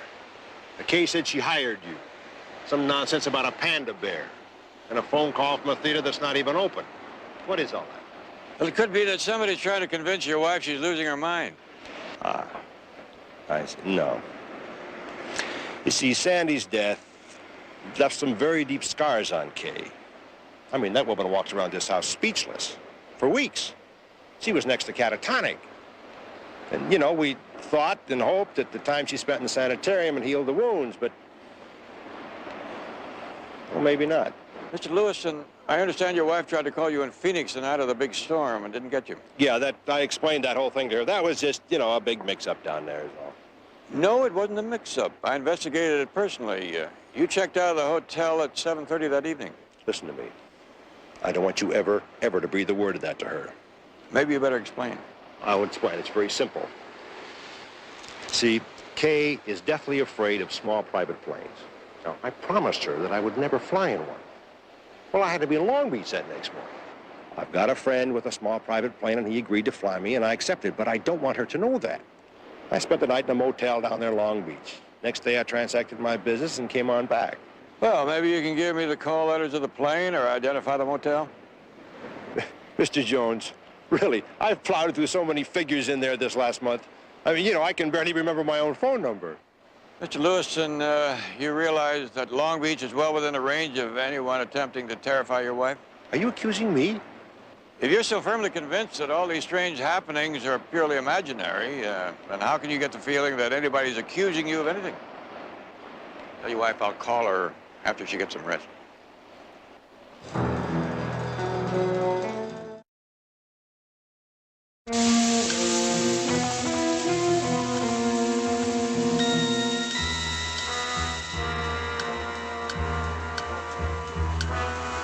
Hey! Get out of here. Come on, Steve! Hey, Buzz, you got a plan! Oh, what do you know about that?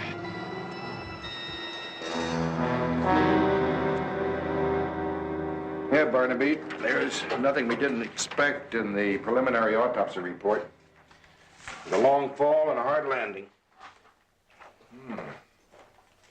Blood alcohol content rather low. You couldn't really arrest a man for drunk driving with a count that low. Well, drunk walking is something else, especially up there along that bluff where the footing's bad enough in daylight, let alone in the dark. Distance from the path to the bluff is only a few feet. Might make a world of difference in whether Dan Parker died accidentally or on purpose. Oh, you private investigators. You have a habit of trying to make something out of nothing. That may be, but one thing I'm out of the habit of, though, is changing tires. Oh? Have you got anything on three young people, two fellas and a girl. One of the fellas sometimes wears a football jersey, short sleeve, number 66. Oh. Young kid, about 17, straight blonde hair? Yeah. Little rascal just let the air out of my tire. And the other two handled the wheels, the getaway van. Well, Barnaby, if you want to sign a complaint, their folks will be over here before the ink is dry. Besides that, they'll bring a lawyer who makes more in 1 week than I make in an entire year. Regular customers. Well, we try to grin until they grow out of it. I sure wish they'd bring spanking back into popularity. They have anything in their record that the state would consider more than a spanking offense? Well, we hauled them in here a couple of months ago. Somebody complained about them having a marijuana party on the beach. No sale? No evidence. We gave them a talk about support your local sheriff and let them go. Funny thing, though. They kept accusing Mrs. Lewiston of turning him in. She didn't say anything about that to me. Well, it wasn't her at all. I told them that. They wouldn't believe me. The young girl, Angie, kept yelling, "That lady's been crazy ever since her kid was killed. They ought to put her away, not us." Maybe Kay came home from the hospital too soon, Vincent. Or not soon enough. I don't know what to think. Kay, should you be up? Hello, sweetie. How are you, better? I feel a little dizzy. Well, sit down. Here, take it. No, I just realized I haven't had anything to eat since yesterday noon. Oh, well, I'll rustle up something potluck, if I can find the pot. No, I'll do it myself. I don't want to be waited on like I'm some sort of patient. I think there's some bread in the freezer. The sandwiches be all right? Sure.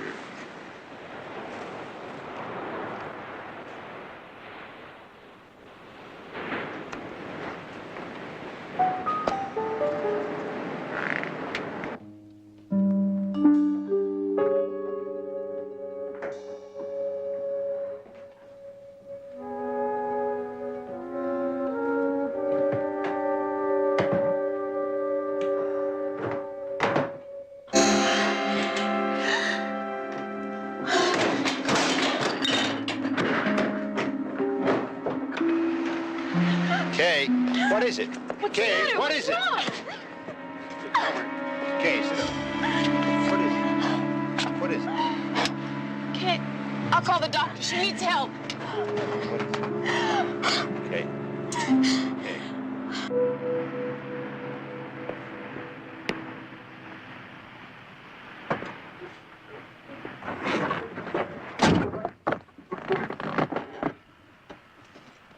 Let's have a little talk, Sonny. Hey! You run away this time, and I'm going to drive this thing right in the water and let the tide fill it up. Okay. Okay, so I let the air out of your tire. So I plead temporary insanity. You're getting pretty long-legged to be cute anymore, son. All I want to do is have a talk. About what? The Lewiston house. Cars seem to have a tendency to get flat tires up there. You been up to anything else up there? We always hang out there. That's our territory. What about 2 nights ago, the night it rained? Hey, we know enough to stay out of the rain. What about last night? Oh, Angie dragged us off to some friend's house to make pizza. We missed the whole thing. That lush Parker taking his dive, I mean. That's your territory. You must have had a good opportunity to see what went on up there when Mrs. Lewiston was in the hospital. So the house has got two-way glass. So what are you getting at? See anybody else up there while Mrs. Lewiston was away? Only that woman. What woman? I don't know. I never really got a close look at her. Did she spend a lot of time with Mr. Lewiston? No, mostly she was up there when he wasn't even home. Used to see her walking around inside the house. Taking care of things for that crazy lady, I guess. Or herself, maybe?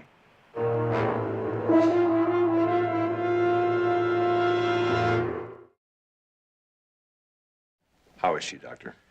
Kay is suffering from severe shock, Vincent. What happened? Well, I don't think I know. She slept for a while after that sedative that you gave her. Then she woke up, she was hungry, she went into the kitchen. Did she say anything before? Was she rational? Oh, yeah. What'd she say? She said, I think I've got a loaf of bread in the freezer, if you don't mind sandwiches. Then when she came back out, she was, well, you saw. Well, we won't know any more for 2 or 3 hours. She's sleeping now. I'll be in touch with you, Vincent. Thank you, Dr. Mars. I've got a whole office full of people from Washington in about 25 minutes. I've got to get to a phone and cancel. No need to do that. The doctor said it's going to be 2 or 3 hours. I'll call you if anything happens.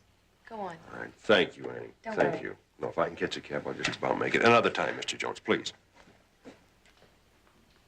Such a terrible strain on him. I don't know how he manages. He mentioned calling a taxi. Did he ride here in the ambulance with Mrs. Lewiston? Yeah. It's a good thing, too. I was so upset I could hardly drive myself. Poor Kay. You've known her a long time. Yeah. I used to be able to make her laugh. I guess that's all over now.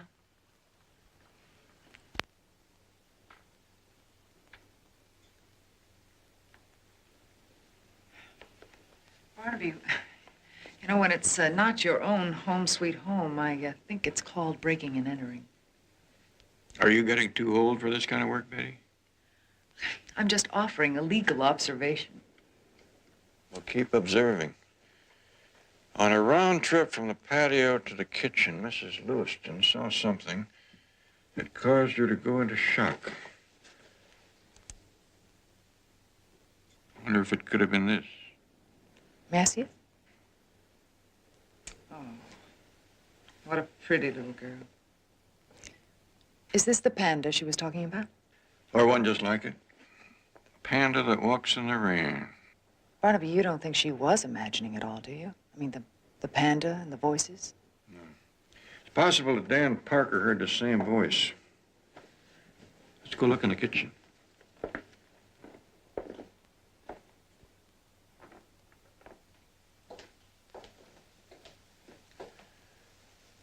I think I have a loaf of bread in the freezer, is what she said.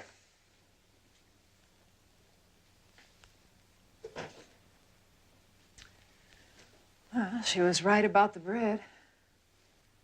She wouldn't be scared speechless by a loaf of frozen bread.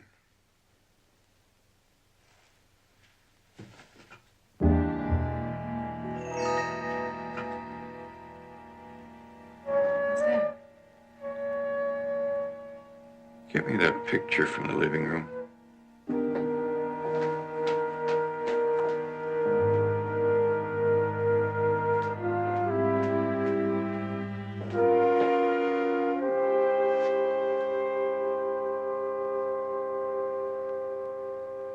Looks like our panda could have come in out of the rain. When she opened the freezer door. You can find me a knife.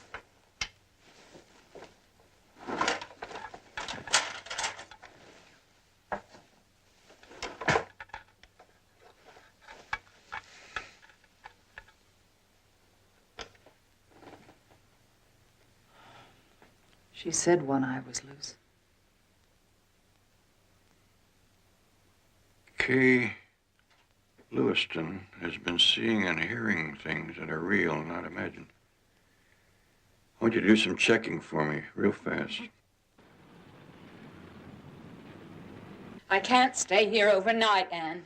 Calm down. Where's Vincent? I can't get in touch with Vincent. I have tried for 2 hours, but I'm sure he'd want you to stay right here. I can't. I can't stay in this place. All right. I'll take you home. Maybe he'll be there when we get there. Just want to get out of here. No, this way.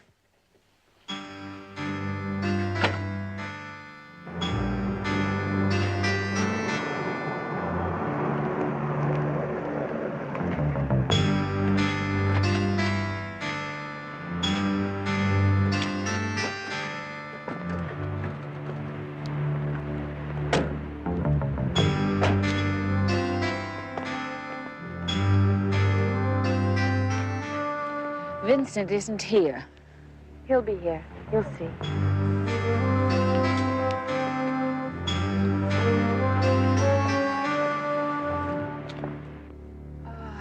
I don't want to go to bed. I want to wait for Vincent. If you think I'm going to sit and grow old with you waiting for Vincent, I operate a drive-home tuck-in service, that's all. Now get undressed and get into a robe. I'll draw you a nice warm bath.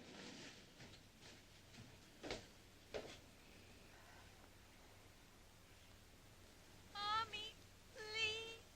It hurts. Help me. Mommy. Anne! What is it? What's the matter? Didn't you hear it? Hear what? Listen. Mommy, help me. There. Did you hear it? Kay, I didn't hear anything. Get hold of yourself. The bath will help you relax. The sounds will go away. Please, Mommy, it hurts. Help me, Mommy. Mommy. Please, Mommy. I'm hurt. It hurts.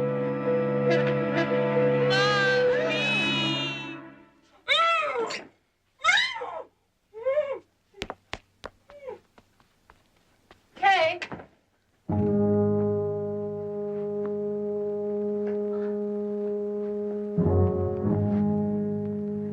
Do you hear me, Kay?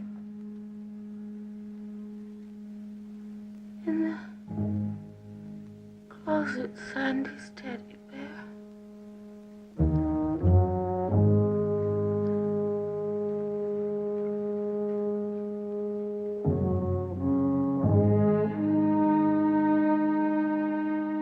There's nothing in there.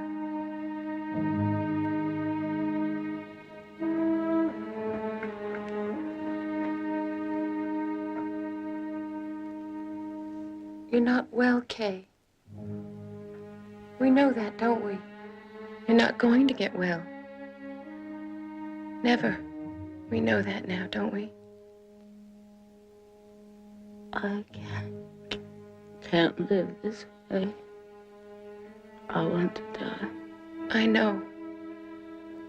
I understand. I want to be with Sandy. Die. I want to die. Mommy? Here I am, Mommy. No, please don't. Please don't. I'll help you. It'll all be over. No more voices. No more pain.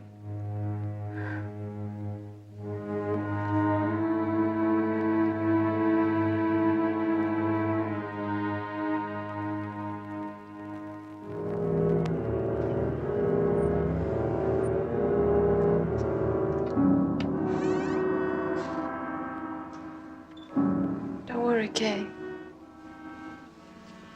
It's all so easy.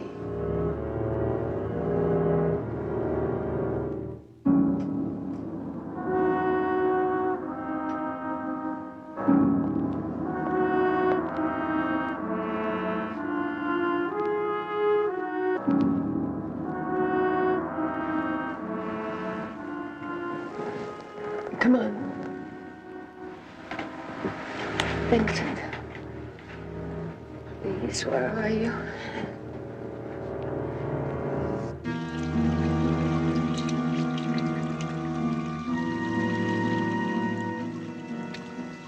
Vincent? Don't worry about Vincent. He'll be fine with me.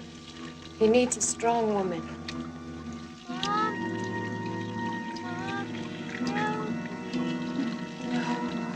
Oh, please don't, Sandy. Here you are, Kay. It's all so easy. The door will be locked and no one will know. Go on, take it. Go on, Kay. Mommy. Mommy, help me. Mommy, help me. I miss my baby. You'll see your baby. Not long now. And don't worry about Vincent. You're very talented, Miss Danvers, but I don't think your talent quite extends to a perfect murder. No! Oh, Vincent, I'm so glad you're here. You don't know what's been going on. You've got to get me out of here immediately. You're not going anywhere, Ann. You're not going anywhere.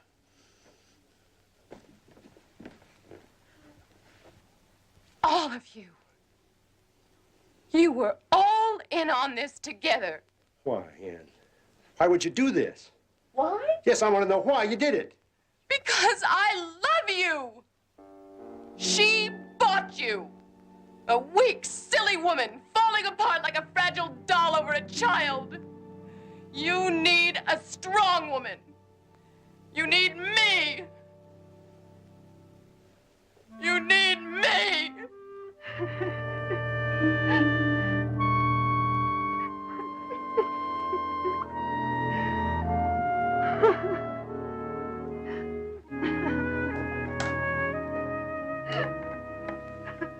Operator, give me the sheriff.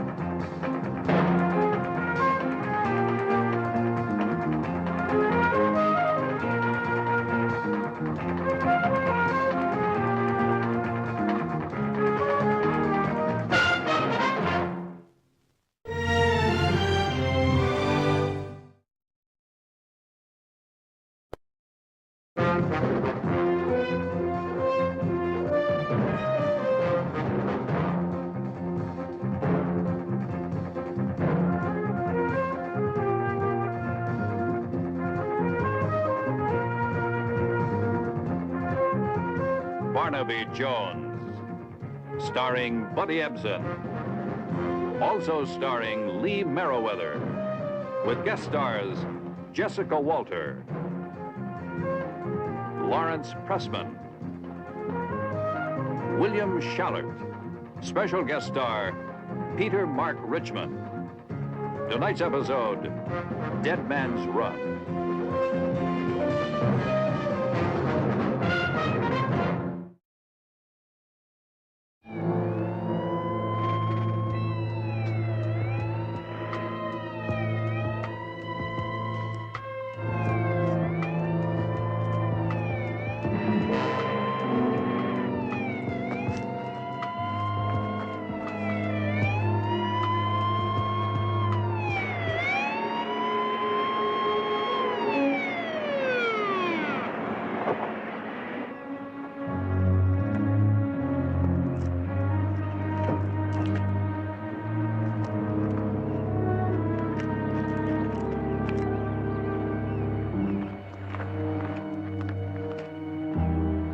Hurt, ma'am? I told him he was going too fast. Are you hurt? He lost control. Better put this on. Now, can you tell me your name? Mrs. Bernice Kellner. Is the driver your husband? Yes.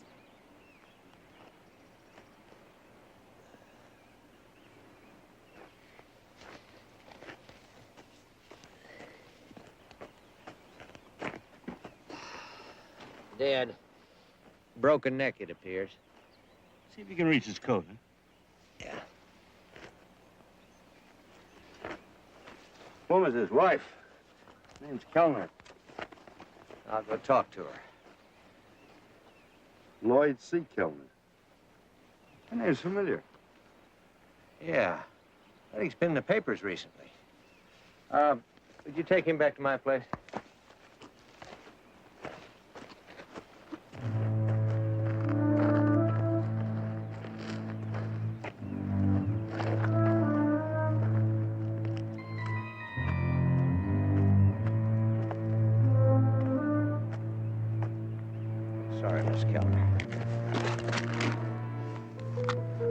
My name is Friels, and I'm the county coroner and a mortician. And if you wish, I could take care of your husband until you make final arrangements. Please.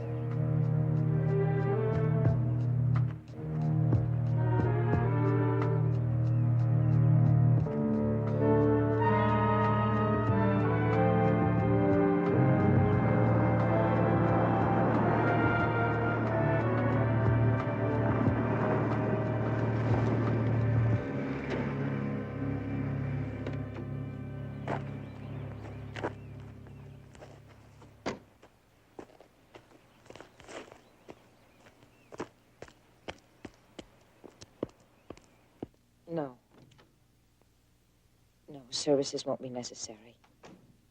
There are no next of kin beside myself. I'll offer prayers in my own way. I understand. I'm sorry to interrupt, but I've been in touch with the San Francisco Police Department. Lloyd Kellner's wanted there on a felony warrant for embezzlement. That's not true. He never took a penny from the company. Mrs. Kellner. It was bad mismanagement. Mrs. Kellner, please. I'm not accusing your husband. I have simply been asked by San Francisco for his fingerprints. Even dead, they won't let him rest. They need his prints to clear the warrant. It'll only take a moment, Mrs. Kellner.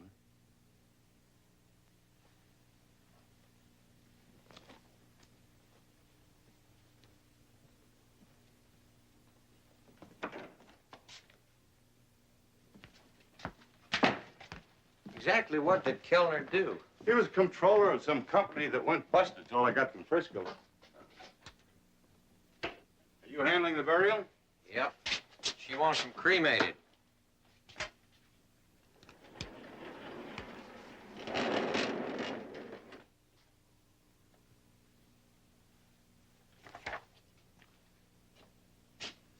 Now I remember his picture. A lot of people lost money when that company went under.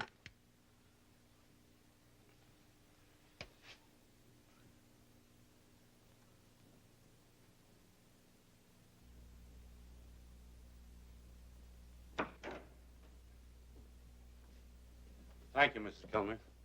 Please accept my sympathy.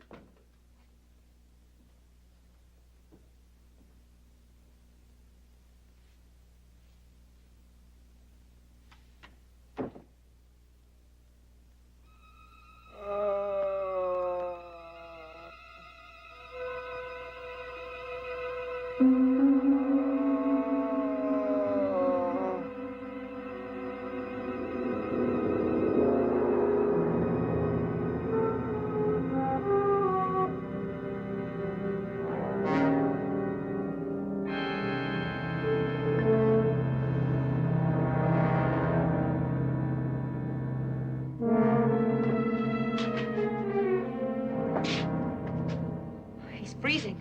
I told you that dry ice was overdoing it. He's fine. Shaking off the effects of the depressant faster than I counted on. He could have frozen to death.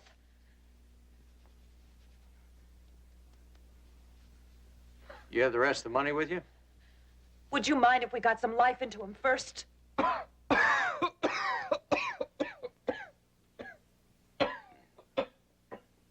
He's coming around. Congratulations, Mr. Kellner. You're officially a corpse.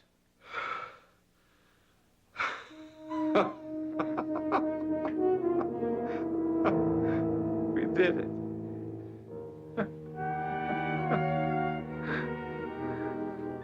It'll take the federal attorneys months to put all the pieces together. But the total losses are certain to be upward of $60 million. Thanks, Betty. How does a big investment house get away with this kind of manipulation? Simple. Just declare long-term receivables as profits and investors rush to your door. But the recent market crunch proved it was a roller coaster ride for the stockholders. What about that Richard Stamens himself, the company president? Apparently, he took the same bath as the stockholders. He's in personal bankruptcy now. Bad business judgment would be the extent of his responsibility. But his controller, this Lloyd Kellner, well, that's a different matter. With Kellner killed in the car accident, won't proving the embezzlement charge be difficult? And really a moot point now. You see, the stockholders who have retained me as their counsel want some assurance that this Lloyd C. Kellner was not putting away a substantial nest egg during the past 6 months. Evidence points to the existence of a nest egg. Mr. Jones, we want you to find that nest egg. Between 3 and 4 million, you tell me. Based on the false entries already uncovered, we're in that neighborhood. We have a hunch it'll be in negotiable currency. Embezzlement of this kind following that pattern. I suppose if your intention is to run, cash would be the easiest way to handle it. Well, I'll leave those papers with you, and please, if there are any questions, call me. Yes, I will, Mr. Moore. Thanks for the coffee, Betty. Oh, you're welcome. And good luck, Mr. Jones.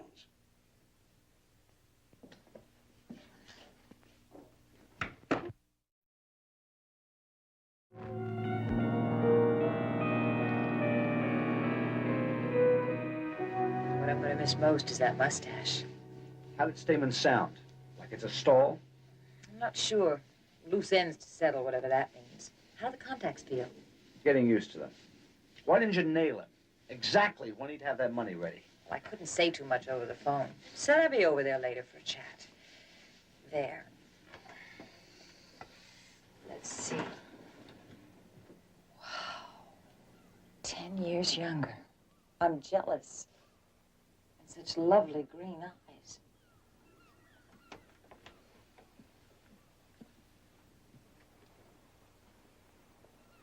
Hey, cool. Isn't that the way the kids put it these days? As a married woman, I'm tempted to make a play myself. I'm going to watch you like a hawk when we get to Acapulco. Why can't a woman shed 10 years so easily? That's because you shed them 10 years ago. Ouch. Those loose end statements needs to settle. Get over there and let him know he's got a deadline to produce that cash. Don't be afraid to tell him he's not going to play any games with us. I don't see how he can afford to double-cross us. For $1 million in cash, anybody will double-cross anybody. Present company accepted, I hope. They just might wind up insuring you for $1 million.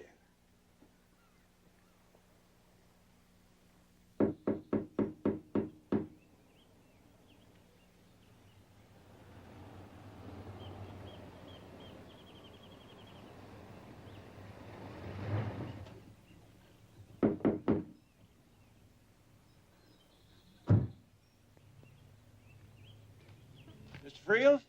Yes? What can I do for you? I'm Barnaby Jones, private investigator. Hope I'm not interfering with your work. Oh, no. Oh, of course not, Mr. Jones. Mighty pretty country you got around here. Guess you've had some excitement with the Lloyd Kellner death. Well, Mr. Jones, I already talked to some officials down from San Francisco. Yes, I read those reports. I'll only take a minute of your time. All right.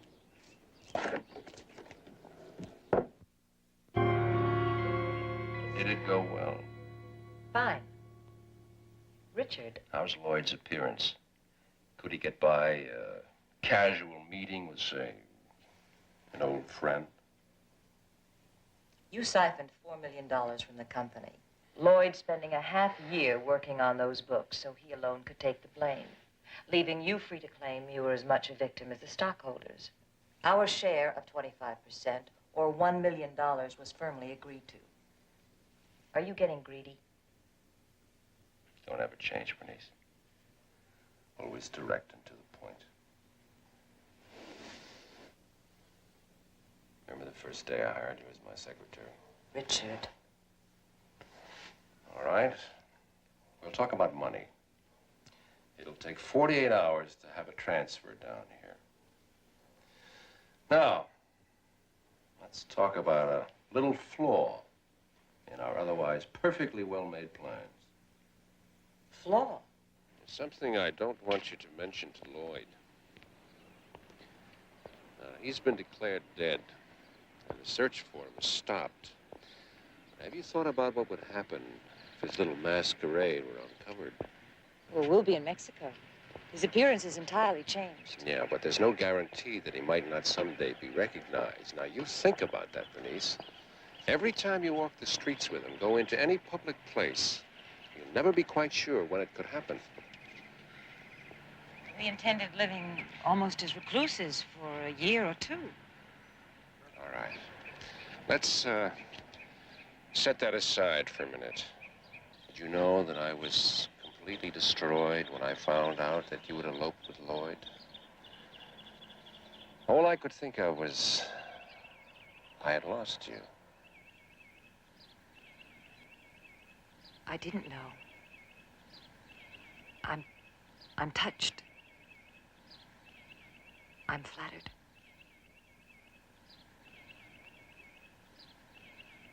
I've often wondered if some feeling for me lingered on after your marriage. Are you afraid to answer that, Bernice?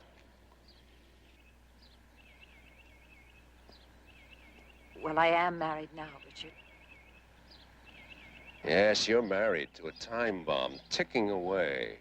And there's no question it'll explode, only when. This is suddenly becoming frightening. The thought never occurred to me.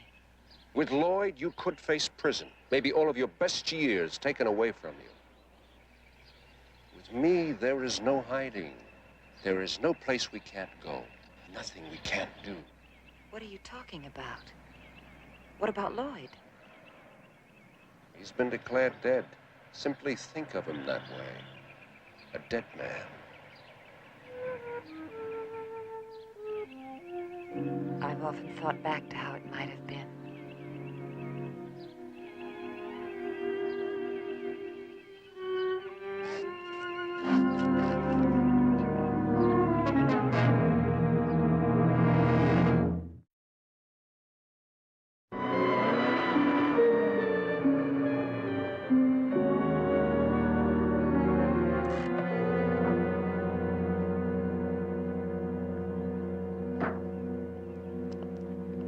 Statement? I'm Barnaby Jones. Oh, yes, Mr. Jones. I understand you've been retained by the attorney, Mr. Moore. Yes, he gave me your address, but nobody answered the bell. Nice place you have here. Nice place my creditors have, you mean? Come on in. Thanks. I like to play a little early morning golf, kind of clears out the cobwebs. What can I do for you, Mr. Jones? Well, you're possibly aware that my interest in the case is in trying to track down any company money the late Mr. Kellner may have been able to put away. You had a very close association with him. Got any ideas? Well, frankly, our association wasn't all that close. Would you care for a glass of tomato juice? Or something stronger, if you'd like. No, thanks. I just had breakfast. Well, this is my breakfast. Tomato juice and vitamin pills.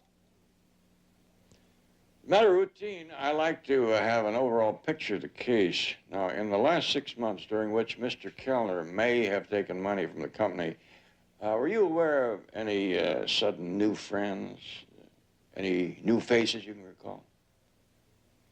No, I doubt if I would have taken any notice.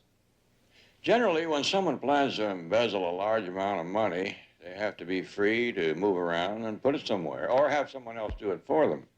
We've been able to establish that Mr. and Mrs. Kellner stuck pretty close to home the last 6 months. Well, I'll tell you frankly, Mr. Jones, the whole subject of Lloyd Kellner is becoming very distasteful to me. Now, granted, I left too many decisions up to him, and I'm as much to blame for being in the hands of my creditors today.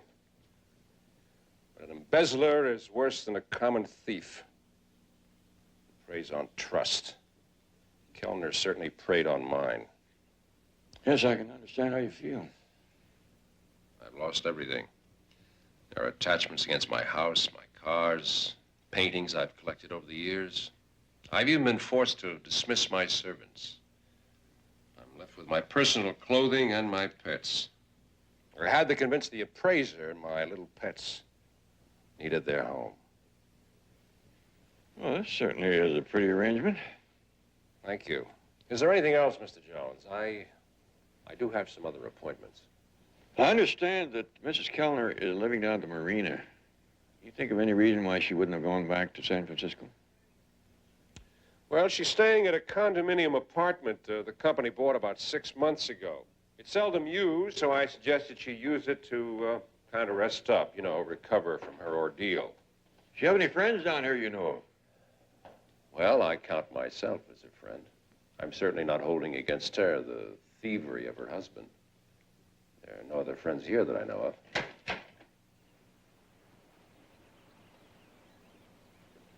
Well, thank you very much, Mr. Stevens. You're welcome.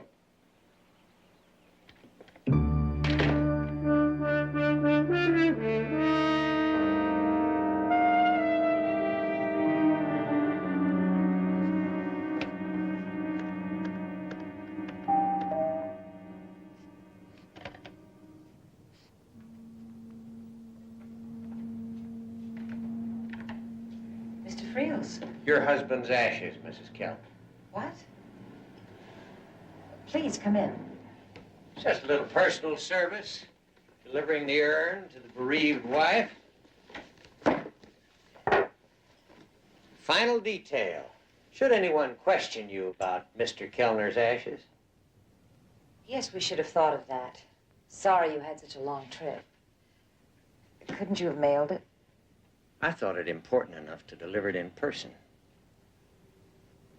I do appreciate your trouble. There's a charge for the urn and the delivery. Certainly, I'll get my wallet. You might wish to rent a boat, dispose of the ashes at sea. It's a good idea. I'll take care of that. How much do I owe you? $25,000.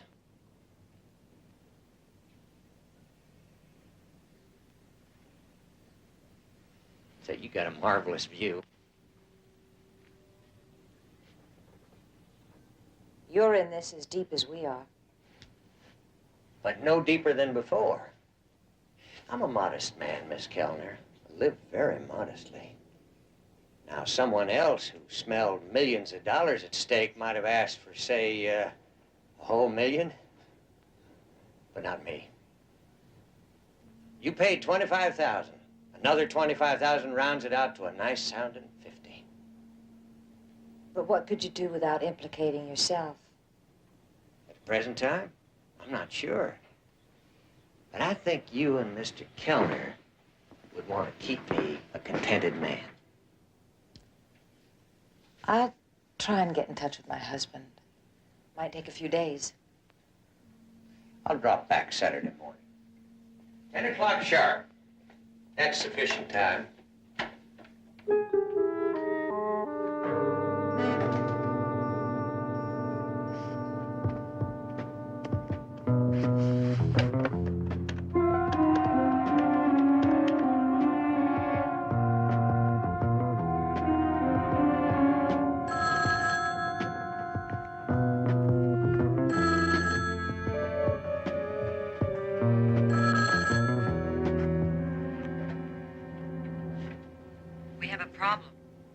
What kind? Not on the phone. And I don't think I should come to the boat anymore. The telescope next to the undersea gardens. 10 minutes.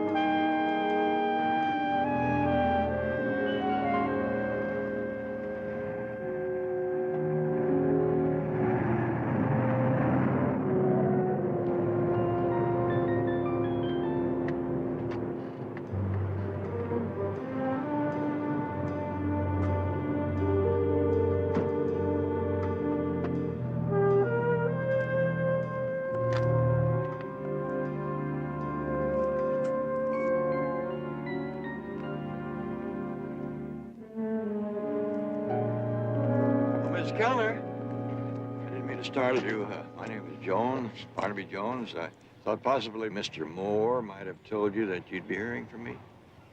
Look, Mr. Jones, if you're another attorney... No, a private investigator. I can see that you're on your way somewhere. If this is inconvenient, we could do it another time. I was going shopping. Well, I don't have many questions. Why don't I just walk along?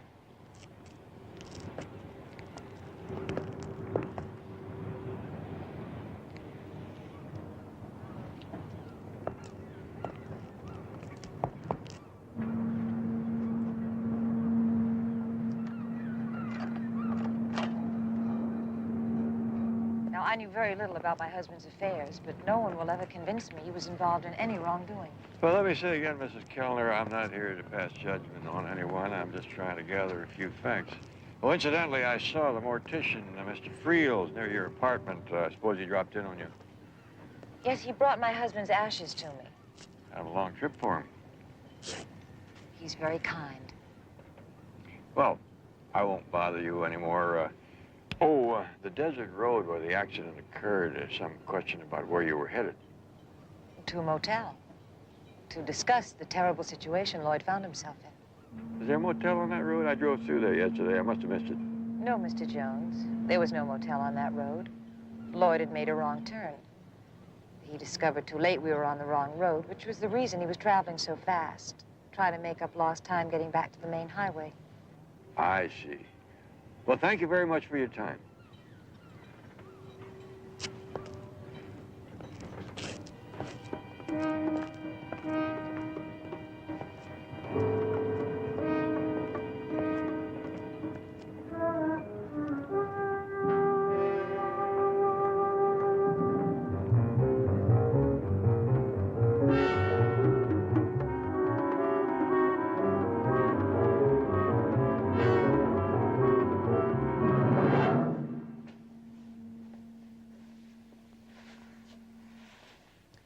His name is Jones. He's a private investigator. What did he want? What everyone else wants without coming right out with it. Any information leading to that money. He doesn't worry me, but Friels does. Friels called? Came in person. I have your ashes in an urn. The delivery charge is $25,000. What'd you tell him? That it would take time to raise the money. He's returning Saturday morning for it. I'll take care of it.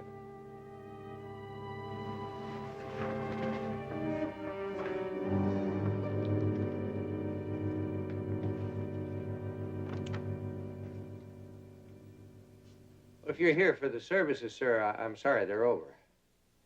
Yes, I know.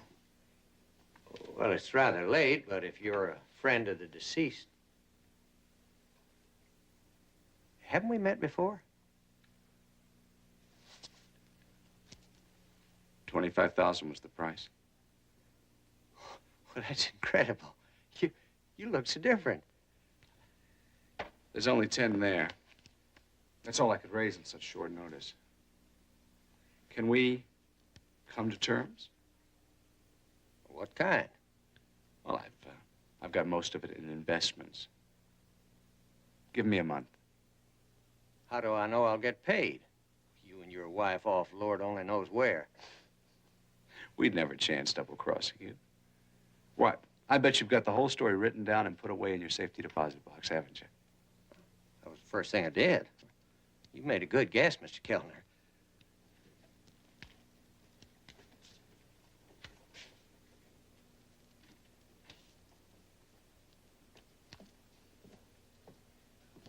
Well, there's 10,000 here, as near as I can tell, but let's be more specific about when and where I'm going to collect the rest.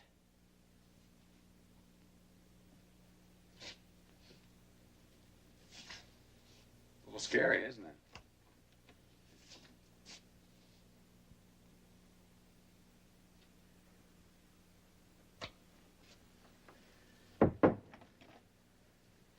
A few minutes in there, and everything you were fits into a small jug. Well, takes a little longer than a few minutes. But let's talk about how I'm getting paid. Well, that's going to be a little complicated. You know, Friels, you'd never win any prizes for lying. Huh? See, that's what you should have done. You should have written out a statement and put it in your safety deposit box. Then you'd have it made. Give. I really don't care about being paid anything more. Oh, but I insist.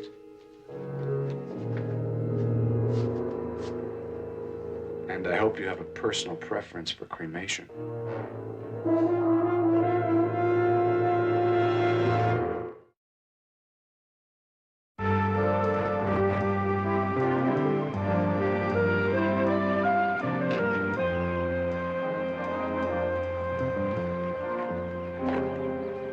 Hi, something I can do for you?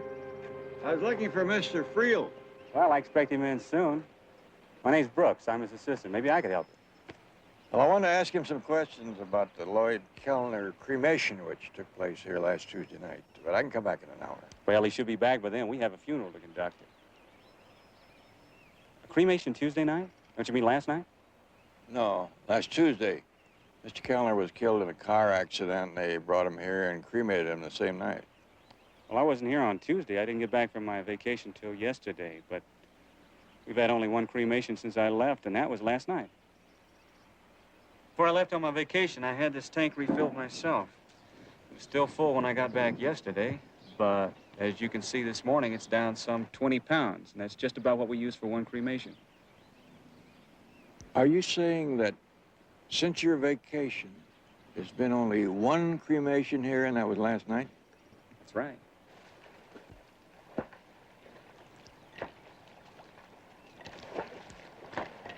Oh, why don't you join me, Richard? It's refreshing. Oh, I get my fill of it nightly. 50 laps before bed. That's right. I forgot. The well-disciplined Richard Stamens. That's right. Time is becoming short, Bernice. I know. I didn't sleep last night. You're not having second thoughts, are you? Wondering how it could be safely done. I told you to leave that to me. Lloyd isn't stupid, you know. He's becoming suspicious that you have no intention of paying. Incidentally, forgive me, but the business side of this, since we're to have a mutual trust here, don't you think I should have your confidence?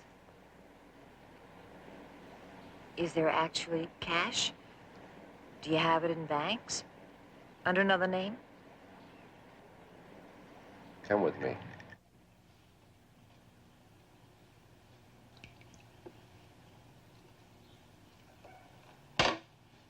Pretty, huh? A colored pebble?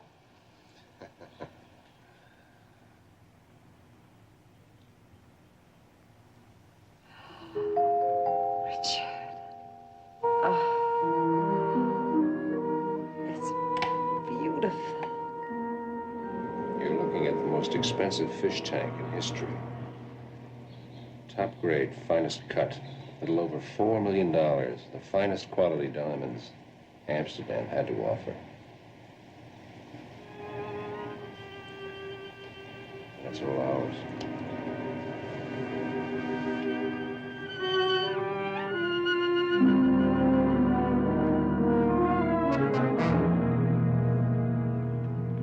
The skid marks are of equal density. If Kellner had tried to turn the wheel there by turning the car over, the marks on one side would be heavier. And lighter on the other. You think they staged this accident, don't you, Barnaby? I haven't a shred of proof, but I don't buy all these coincidences. The telephone booth over there?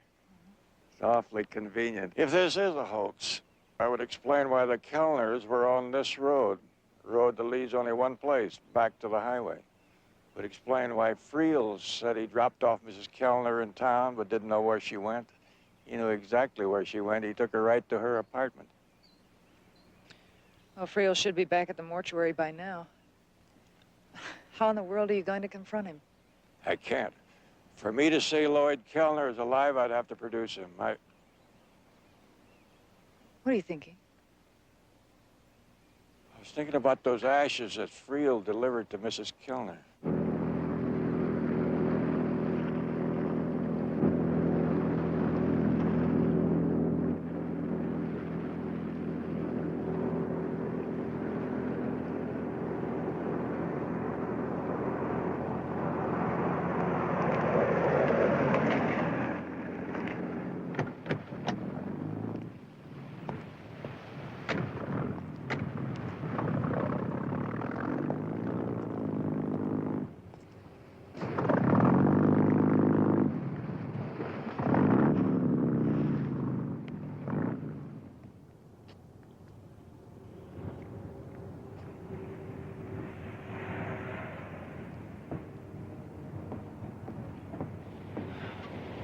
She scattered the ashes at sea?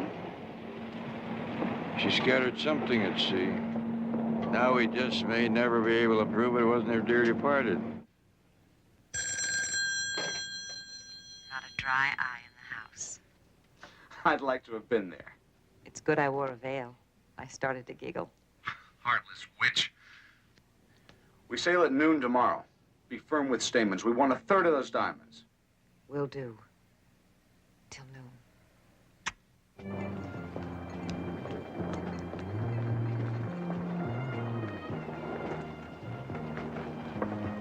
Friels never returned to the mortuary.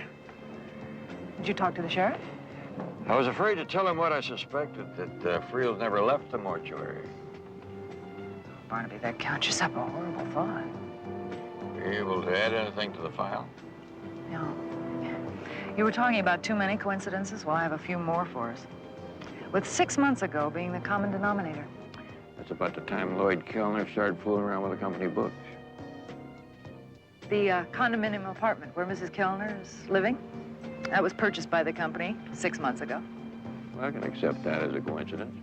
All right, that's one. 6 months ago, Lloyd Kellner started taking language classes in Spanish. Exactly 6 months ago. And exactly 6 months ago, he became a member of a yacht club in San Francisco. And then he still had time, although I don't know how he did it, to enroll in a power squadron school. I spoke to the commodore of the school, and he said Lloyd Kellner took all of the courses right up to and including celestial navigation. Celestial navigation.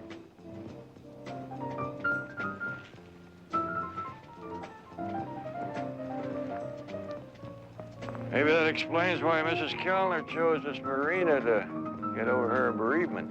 Richard, I don't know how to answer him. He wants a third of the diamonds, and he wants them now. But I told you what story to give him. The diamonds are matching. They lose much of their value if sold separately. Lloyd wants to meet with you. Fine, but I told you we'd arrange it for Sunday night. He insists on meeting you tonight. He might be getting suspicious about us. Just to pacify him, I think you should at least talk. All right, fine. Where? Do you know Randy's bar? No, I never even heard of it. It's a little complicated getting there, so you better write it down. Lloyd says he's making trouble if you don't show. All right, hold on.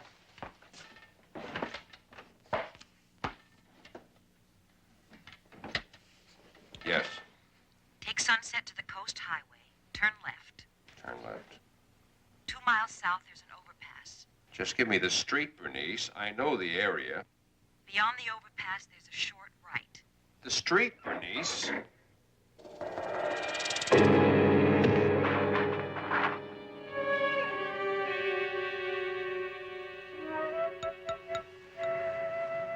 You work real fine. I'll be right over. Good.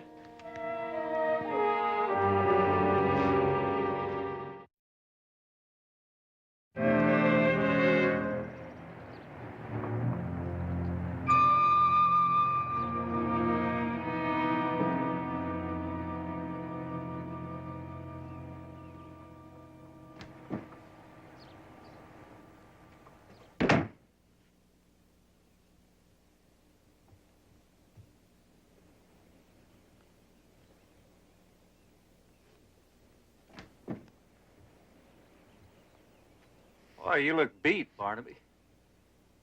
I was up all night, Lieutenant. You think that's the way it happened? He hit his head and drowned? I'll try to keep an open mind, but it sure looks like it. He was drinking and stumbled with that glass they're picking up out there. Some minor cuts on his leg seem to say that. Something bugging you? You know, I was only in this room for 5 minutes that day, but I'll swear that something has been changed. You think one of the paintings is missing? I don't know much about art, but I'd say any of these would cost me a year's salary. No, it wasn't that. We came in, we were talking. He had been playing golf. Came over here, got himself some tomato juice. Then he came back to feed the fish. The stones. What stones? They're gone. Huh? They were in the treasure chest, kind of spilled out over the sand. About 2 or 3 dozen of them. What kind of stones were they? Just ordinary stone, kind of colorful.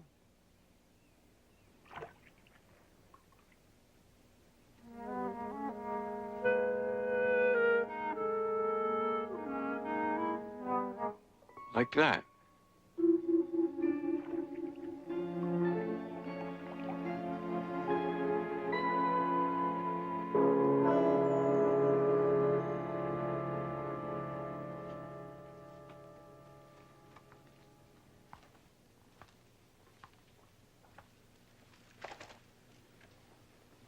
It was on the radio. They're calling it accidental drowning. Take your time driving down. Use back roads. When will you be leaving? Try to get away by noon. Still got some supplies to get aboard.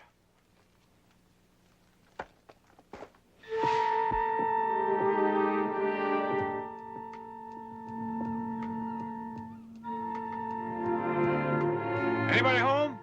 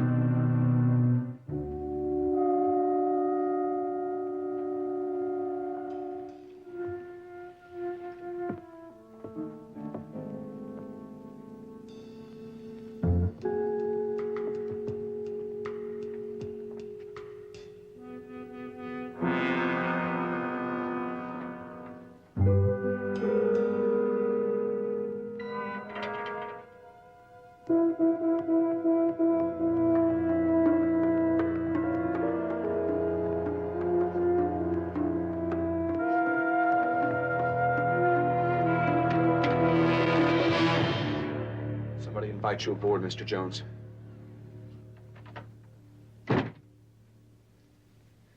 How did you find this boat? That's very remarkable. You're much younger than the picture I had of you. How'd you find it? How'd I find the fancy flight? You know, that's a very appropriate name for a boat that's intended to take you and $3 or $4 million worth of diamonds to Mexico.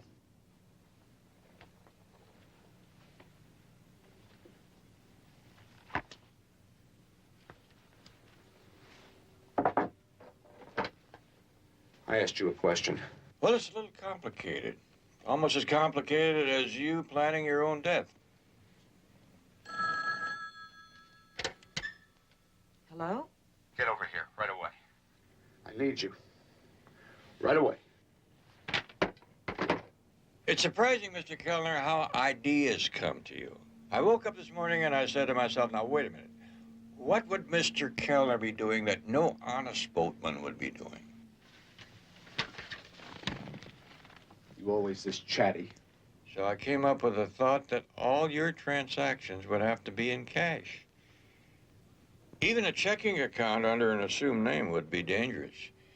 Do you realize, Mr. Kellner, how few people pay their dock slip rentals in cash?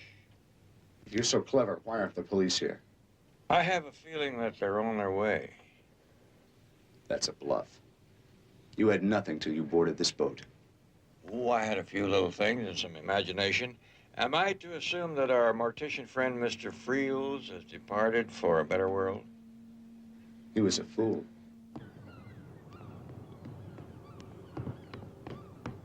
Richard Stamens was the brains behind this, wasn't he? What went wrong? A little dispute about how much your death was worth?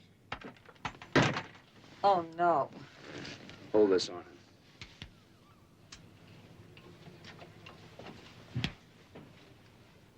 Miss Kellner, you strike me as being rather gullible in several ways, especially the way you let Stamens con you into believing those were real diamonds. Of course they're real. Did you ever take a close look at one? I'll cast off. Don't listen to him. And don't be afraid to use that gun if he moves an eyebrow. Why would he go to the trouble of making paste diamonds?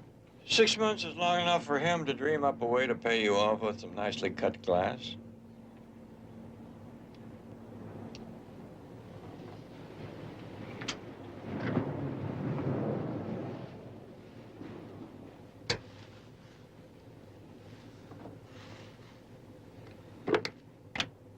He never expected us to get our hands on them, so why would he play games? Maybe Stamens trusted you a lot less than you thought.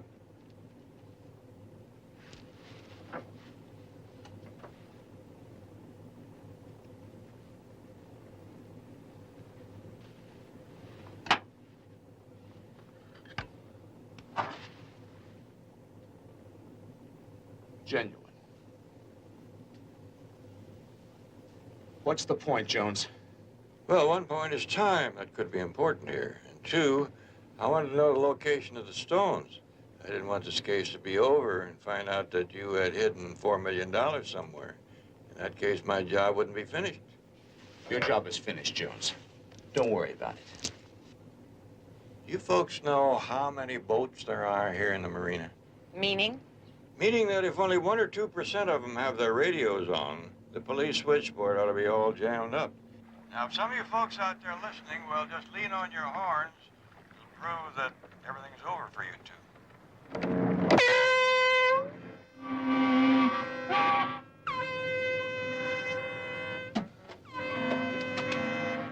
Is it on? I'll cast off. If he makes a move, kill him. I might mention, Mrs. Kellner, a police monitoring post was set up in the marina this morning.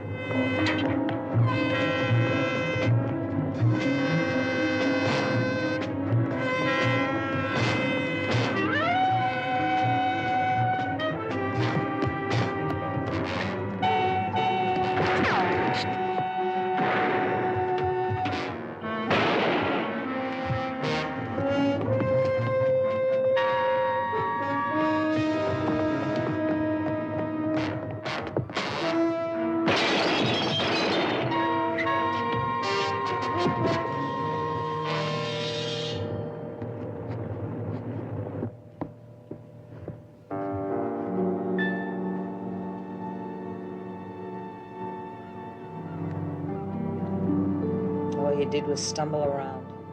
Lucky guesses. If that consoles you, Mrs. Kellner?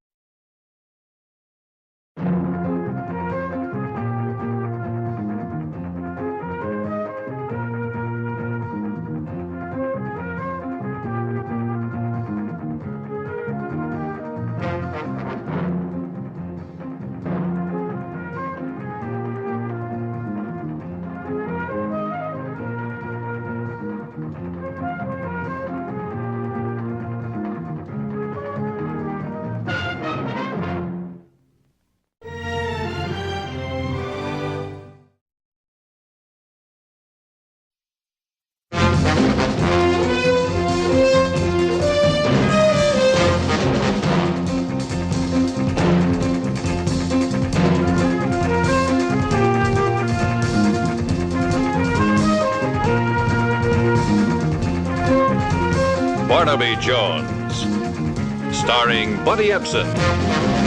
Also starring Lee Merriweather, with guest stars Jack Cassidy, Estelle Winwood, Kathy Lee Crosby, special guest star Anne Francis. Tonight's episode, Murder in the Doll's House.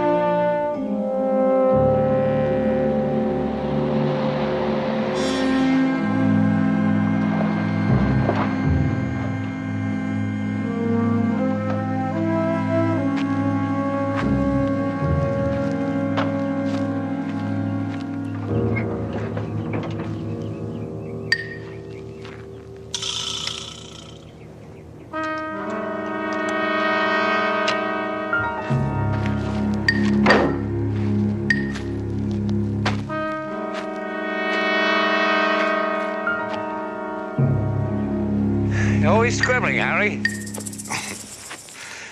It's a compulsion. I thought I might flush out some birds. He used to come up here by the old water tank. It's a favorite spot of mine. Shall we up the hill? Oh, I thought you were going to shoot me, Craig. Oh, you writers in your imagination. Over the phone, you said you wanted to talk. I just wanted to tell you how much I admire your work. All of your books, Harry. Thanks, Craig. You really do write well, Harry. But you got too close.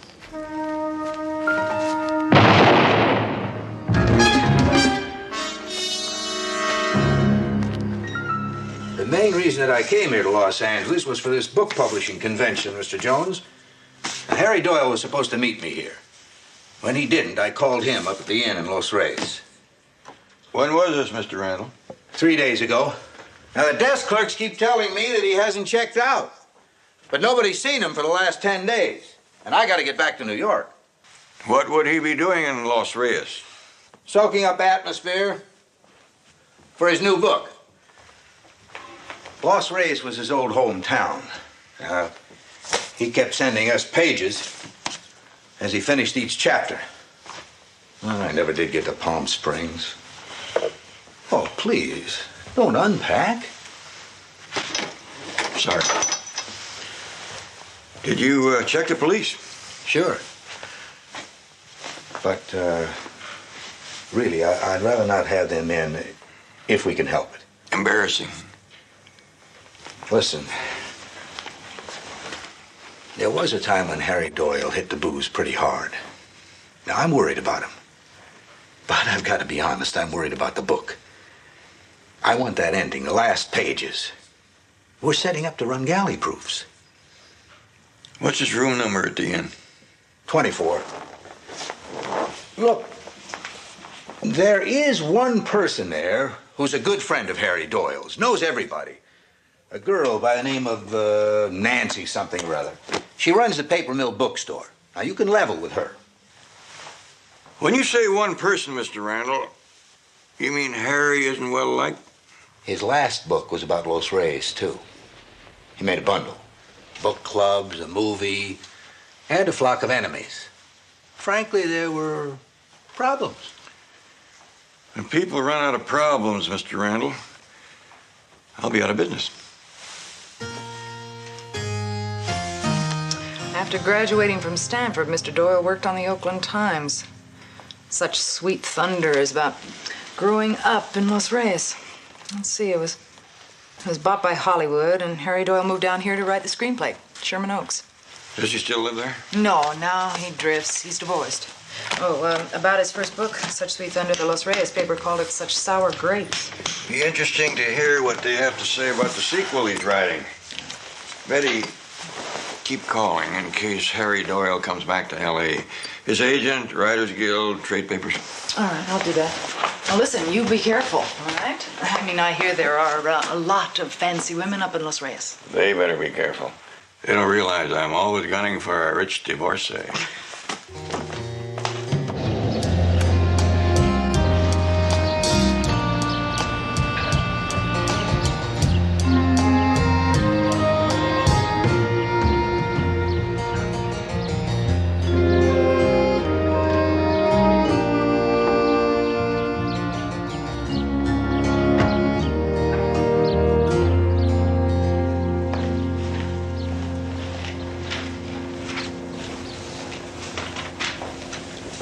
Barnaby Jones, I called in about a reservation. Oh, yes, Mr. Jones. Welcome to the inn. If you'll just fill out this registration card, please. Harry Doyle returned yet? No, sir, not yet. Mr. Jones, this is Mr. Bantry, manager of the inn. Mr. Jones? How do you do, Mr. Bantry? Mr. Jones is looking for Mr. Doyle. Oh, is that so, Mr. Jones? I represent his publisher. Do you happen to know where he is? I have no idea. Now, Mr. Doyle takes off 2 or 3 days at a time, gathering material for his book, or whatever writers do. Did he mention when he returned? Oh, he never does. Well, that's a good writer. He keeps everyone in suspense. Oh, I see what you mean.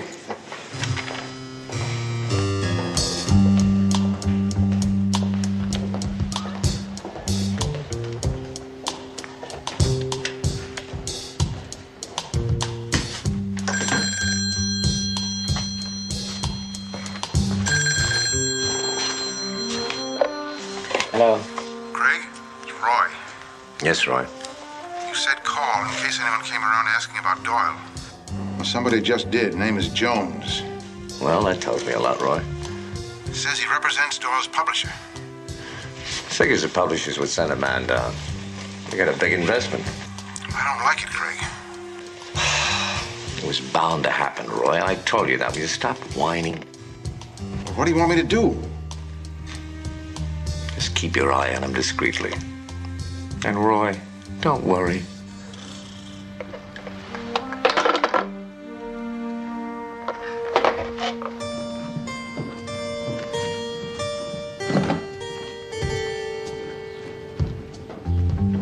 Gratuity, $1.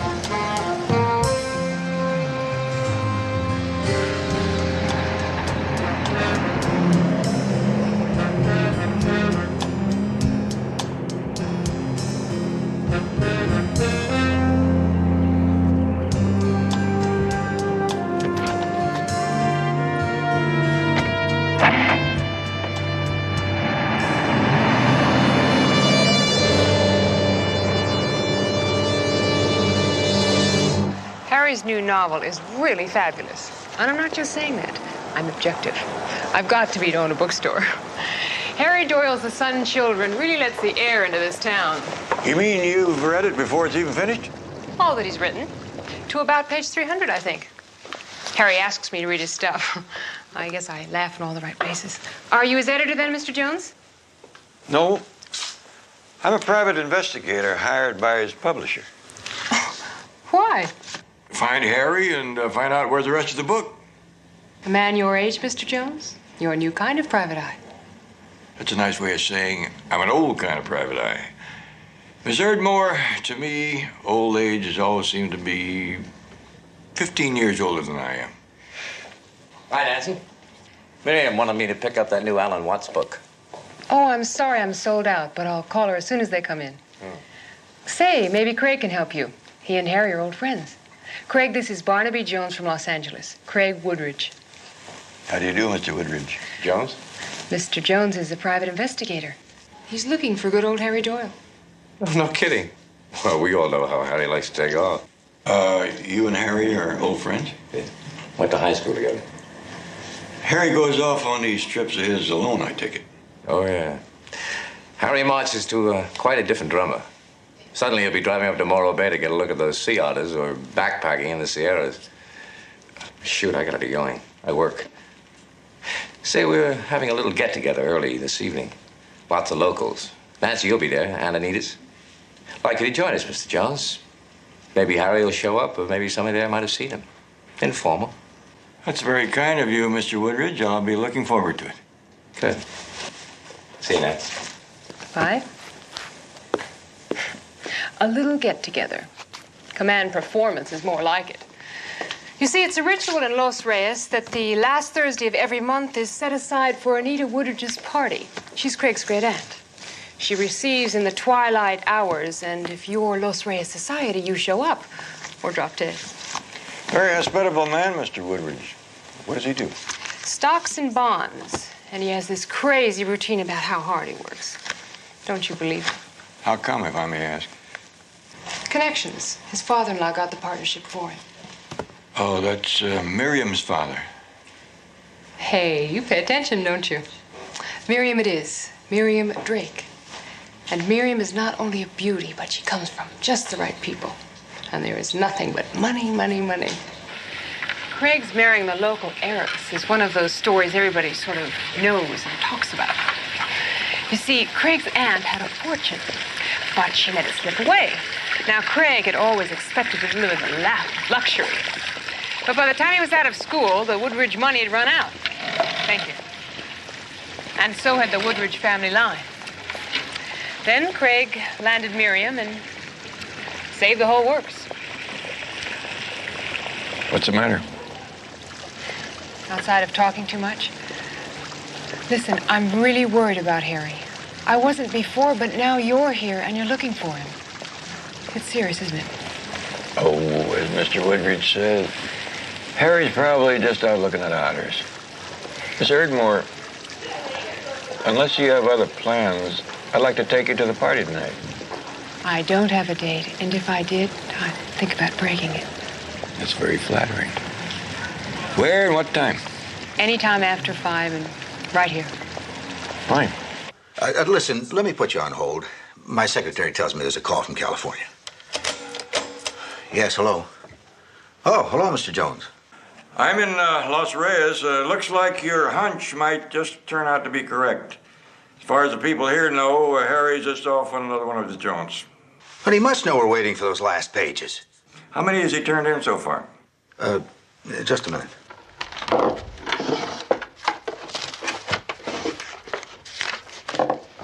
301 pages, up to the end of chapter 12. Why?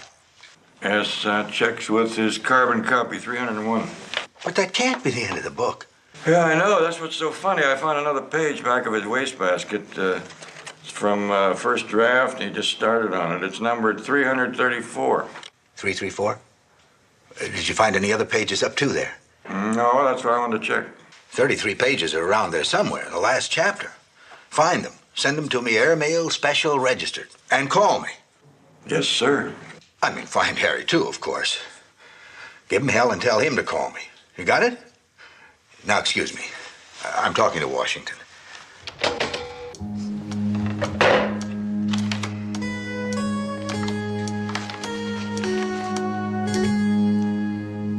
A private investigator, Craig. That's not good. Sneaking into Harry's room? You stop worrying, Roy. And he'll nose around for a week, earn his fee, and live it up on his expenses. And he'll go away. What can he find out anyway? I'm playing the nice, friendly, rather dense, rich guy for him. Showing him around the club. You think that's smart? Certainly it's smart. Throw him a few curves. I hope you know what you're doing. Yeah. Look at it this way, Roy. This doesn't work.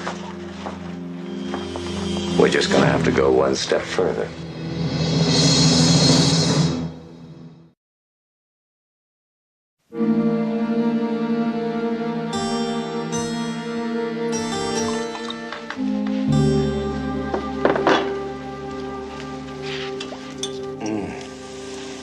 Oh, that turns me on. Oh, I don't mean the scent you use. It's the aroma of Miriam that's underneath. What's with you the last couple of days? You've been so playful. I'm always playful. Come on, Buster, you can't pull that off. I'm not trying to pull anything off. What people don't know about people. We've known each other all our lives. We've been married for 6 years. Still seems as if we've been walking on opposite sides of the street. It's ridiculous, Miriam. No, it isn't. But it doesn't matter. Most people spend all their lives walking on the other side of the street.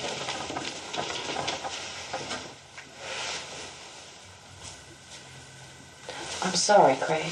Oh, don't ever be sorry. I am. I've been thinking a lot about Tom Jordan lately.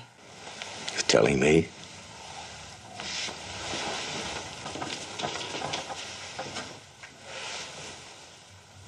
After all these years. I don't know. He just seems to be in my head, smiling that nutty smile of his. Miriam, please don't dwell on the past. I'm not dwelling on it. I like it. Maybe it's Harry Doyle. Coming back, stirring everything up. Talking about the good old days. Harry reminds me of Tom. Well, that's crazy. They're nothing alike. Tom was a lot bigger. He was 15 pounds heavier. Men see. Size, shape, and haircuts. Women see other things. You suppose Harry will be there tonight? How should I know? Probably out somewhere on a binge. No, Harry doesn't drink like that anymore. Well, maybe not. But you sure are lately. Mm-hmm. Do you mind?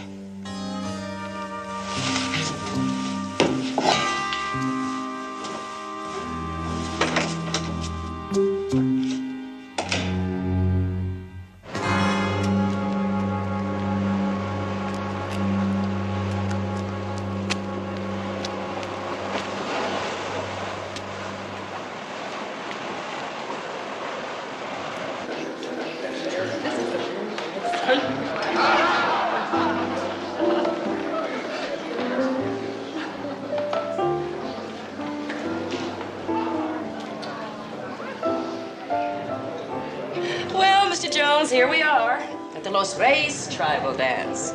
It's an ancient rite. That's a pretty good cross-section of the tribe here already. Mike, for instance. Now, Mike is our top polo player. Mucho machismo. But he has a secret.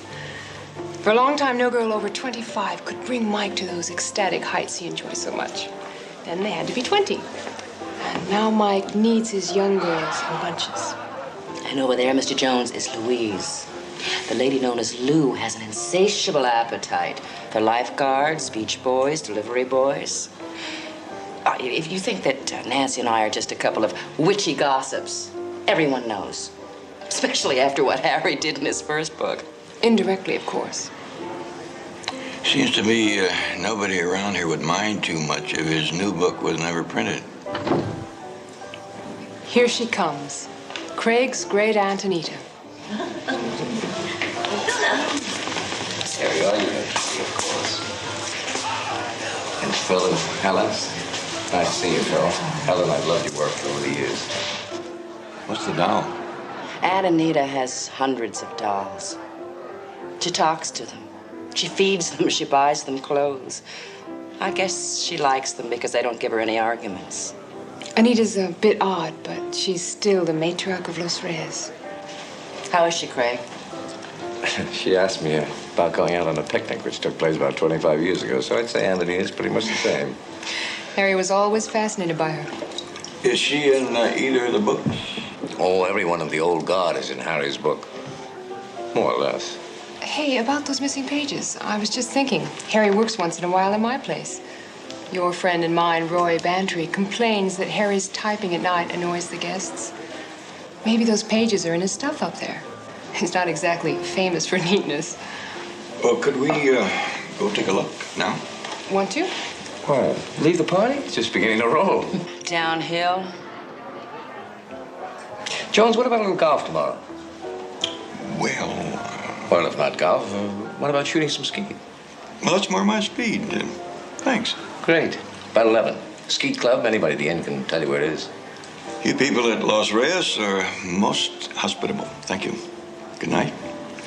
Good night, Mrs. Woodbridge. Good night, Mr. Jones. Good night. Good night. This 12% wine doesn't seem to be what the doctor ordered.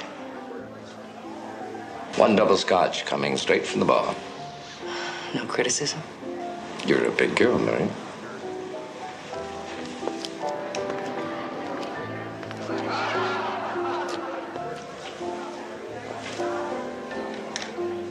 There can't be other pages. I keep tabs on that carbon in Doyle's room. You lean too hard on him about the noise. He's been working over at Nancy, she said. He was keeping my guests awake. Well, now Mr. Jones and Nancy are on the way over to the paper mill. You follow them. It's getting dark in another half hour. And try and find out if they come up with something.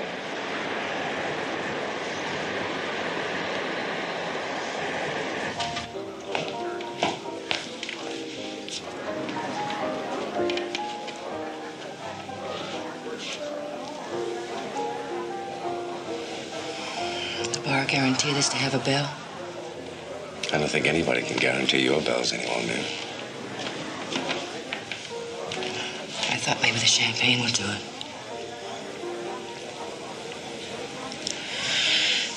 It isn't really a bell. I don't know what it is. But it does ring. Then everything's quiet, peaceful, for a little while. You know, I think your Aunt Anita maybe has the right idea. She always seems so happy somehow. You call that happy? You know, when things went sour. When Tom Jordan drowned. Thanks a lot. That's when we got married. Sour. They've never really been sweet since. Have they, darling?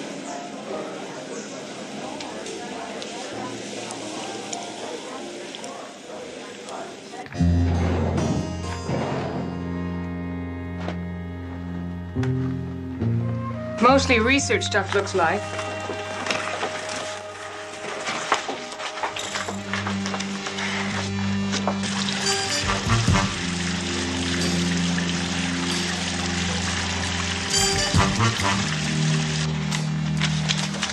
More research stuff.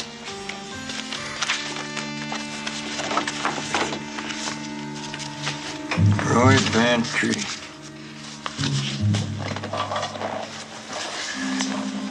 Who was first to reach the deep waters where Tom Jordan These are all about Tom Jordan's water skiing accident. Mm-hmm. He and Miriam were engaged, you know. Then about 6 months after he drowned, Miriam married Craig. Well, that looks like about everything, Barnaby. Yeah. Say, do you mind if I hold on to these for a day or so? Sure. And I'm sorry I wasn't any more help. Say, you're my date. Can I take you home? No, thanks. I've got a few things to do around here. But it was a nice date. Yeah. Me too.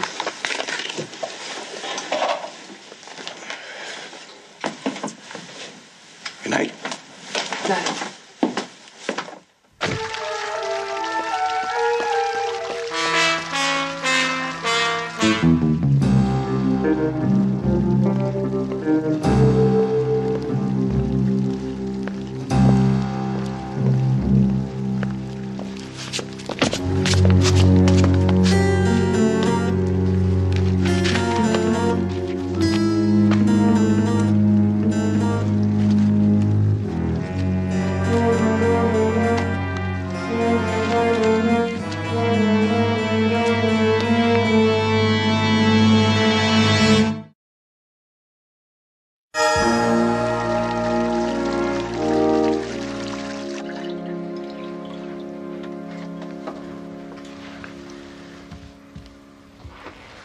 But they took money, too.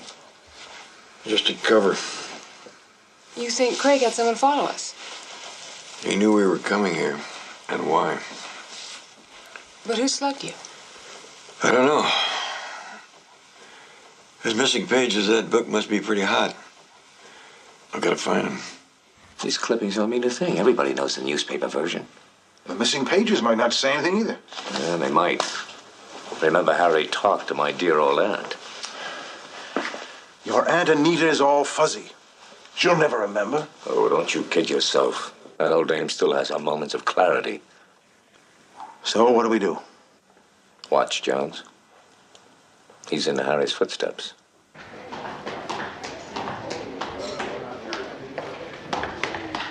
Ah, Mr. Bantry. I've been looking for you. Oh, what can I do for you, Mr. Jones? Oh, I wanted to tell you how much I'm enjoying your service. It's very personal. Well, thank you, sir. Thank you very much. Anything I can do to make your stay more pleasant? Well, yes, there is. Since you were the first on the scene when Tom Jordan was drowned. Oh, that was so long ago. Why are you interested? Well, it's part of the town history, practically, and I wanted to talk to an eyewitness. Well, let's see. I was fishing the lake in a rowboat. It's a good bass lake, that Lake Emerald. Craig Woodrich and Tom Jordan were water skiing. Tom was skiing, Craig was driving the boat.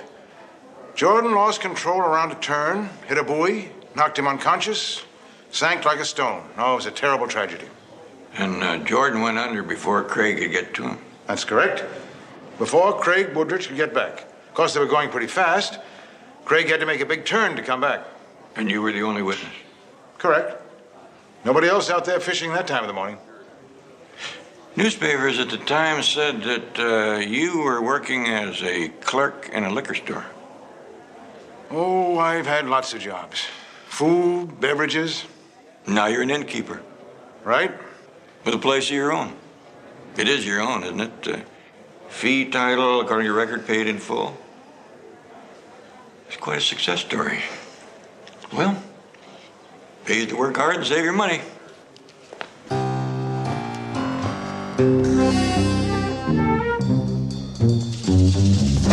Craig's always late. I don't quite know how to say this.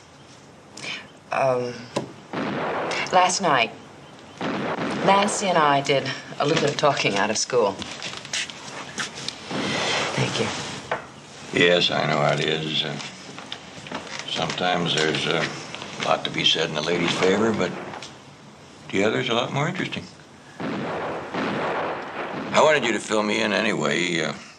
Not that I like to poke around in the past. Oh, I just got back from there. What can you tell me about the water skiing accident? Harry asked me all about that, too. Listen, where is that guy? Does anybody know? Not a clue. I didn't see it. I was taking a tennis lesson when it happened. And when Roy Bantry called from the dock for more help, we all rushed down. But it was too late. Craig was wonderful. He dived and dived trying to reach Tom. He nearly passed out. When they finally did grapple Tom's body, it was too late. I'm sorry to bring this up. It was just such a shock, you know. You know Tom and I were engaged. We were going to be married in a month. It was a shock for the whole town. And Anita more than anybody. Really? In lots of ways, she was closer to Tom and me than our own parents, even. She really took Tom's death badly. That's when she started staying in. Working on her doll collection. She didn't even leave the house when Craig and I were married. I may want to talk to her. You think it'll be all right? Sure. Well, good morning, Jones. Ready for a little shooting? Certainly, Mr. Woodridge. Raring to go. Good. What do I wish you to? Happy skeets? Let's go, huh?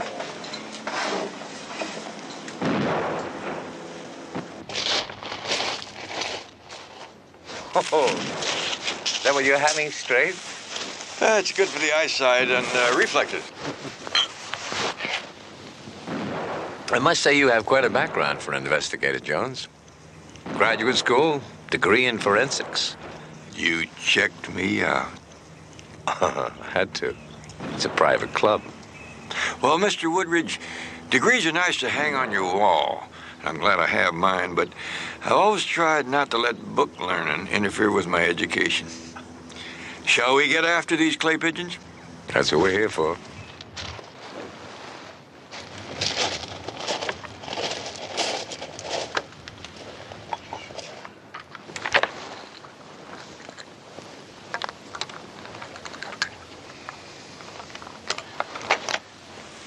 Your Honor, sir.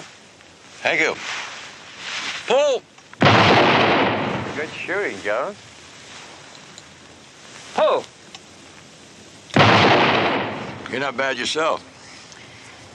You and Roy Bantry have been friends a long time. You mean Bantry from the inn? Yes. Ever since the water skiing accident. About then. Pull. Shame you couldn't have reached Jordan on time. Well, I tried. Pull! Yes, I know you tried. Miriam told me. She's very proud of you. Said you risked your life to save him. Well, naturally, of course, Could we shoot? I mean, I don't see what this has to do with anything. Hey, chums. But let me show you how that's done. Are you crazy? You want to kill somebody? Come on, Craig. Let me have a go at it. Miriam. Here, hold my drink. Quiet. Oh, oh. Oh, that beautiful scotch. Why don't you go sit down? Thought you knew my great-grandmother was Annie Oakley. One back to your watering hole. I'll get some more shells.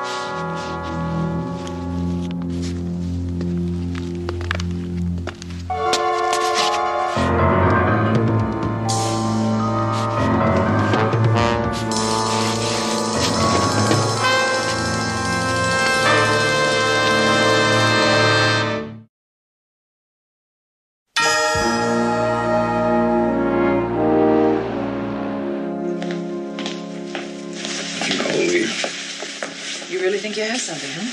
Could be, could be. Jacket. Jacket.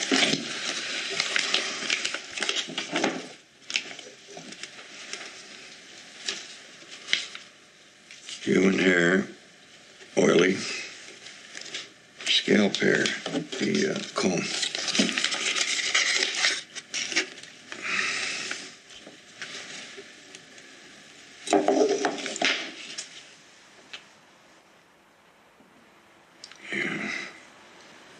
One from the comb fell out naturally, the other one was pulled out. You notice on the hair that was pulled out, that's the one on the top. The root is full and seems to have traces of blood on it. They look identical. Same diameter, similar medulla. Both hairs came from Harry Doyle, one from his comb, the other from the jacket of the suspect. Now, the third hair, the black one, that didn't come from Harry's comb. I found it on the lapel of Harry's jacket. Human hair. Funny, it's not oily. Cut on one end, something, not a root on the other. Oriental hair. Perfectly round, definite medulla. Well, that's why their hair hangs so beautifully. Oriental hair. Cut on one end, something, not a root on the other.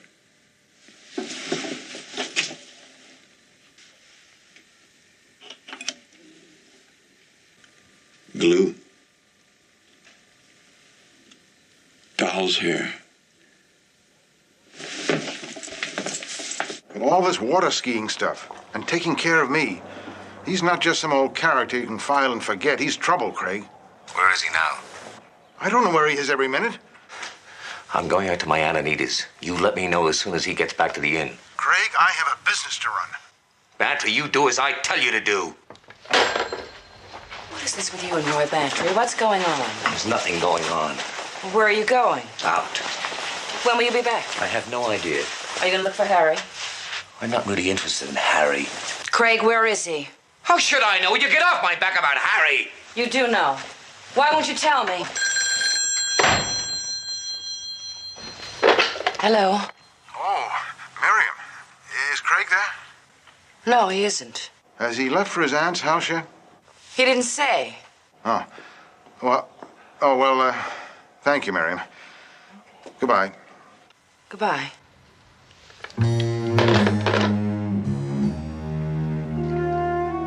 This is Tosho from Kyoto. A favorite of mine, aren't you, Tosho? Harry Doyle must have liked Toshu, too. Oh, he likes all my little friends. You had a nice visit with Mr. Doyle. Oh, yes, it's so pleasant talking to him. He's so kind. He asked for my help. Oh? With what? He's a writer, you know, Mr. Doyle is. Oh, yes, a famous one. Well, then you helped him with his novel. Well, he said he was going to write about my friends. My real friends. Now, you come on over and let me introduce you. Girls, this is Mr. Jones. How do you do? That's Betty. That's Fran. That's Edith. And that's Susie. Mr. Jones is a friend of Mr. Doyle's. Do you remember the nice parties we had with Mr. Doyle?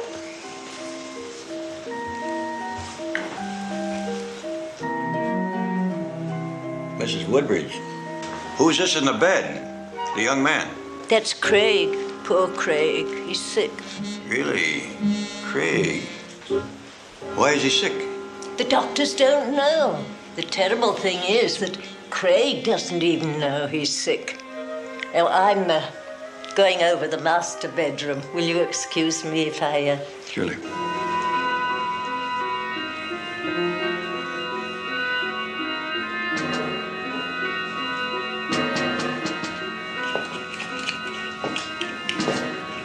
it said on the floor. Looks like a piece of manuscript paper. No, dear. That's a drop cloth to keep the paint from getting on the rug.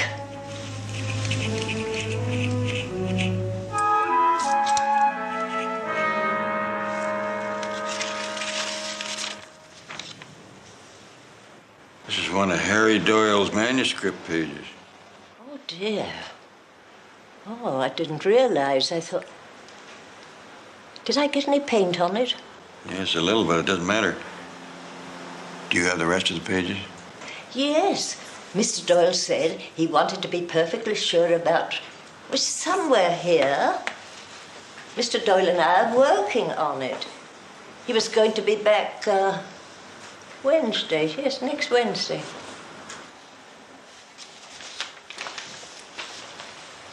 Oh, you found it. Good.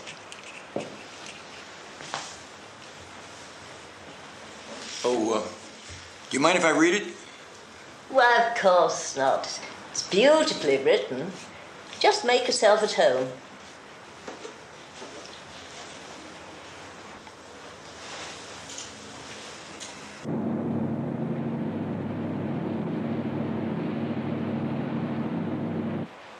It is beautifully written.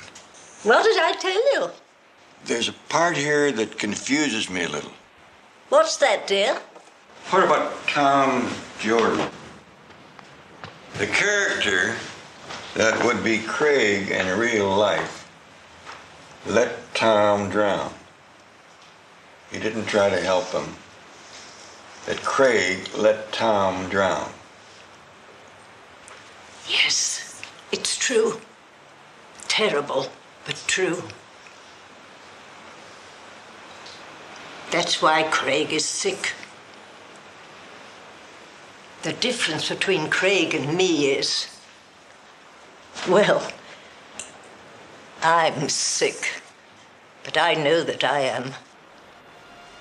And that's why I hope Craig will get better soon. Mr. Doyle does too. It's time. It was the lies that made Craig sick. At first it seemed all right, but of course it never was. Craig came and told me, and we both kept the secret. But when lies have been buried too long, they fester, they rankle. Harry Doyle is right. It's time to let in some light.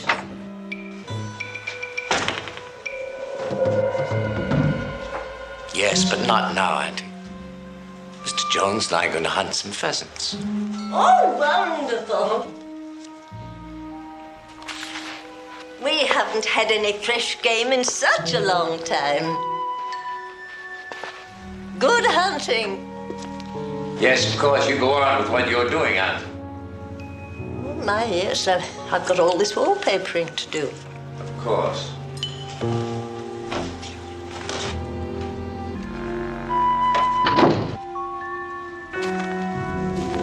So you killed Harry Doyle? Oh, could old Harry Doyle get himself killed? Where's the body? Bet if we dig around here, we find it. Just keep moving. Anita knows we're out here. Anita? I'll just have to take my chances.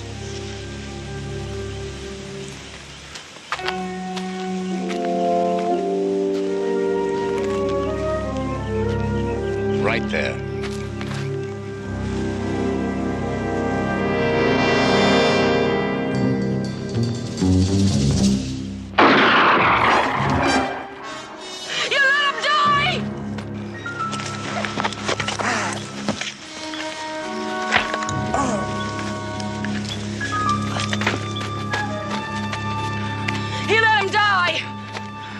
I just called Aunt Anita and she told me he let Tom Jordan die. Damn you. I loved him.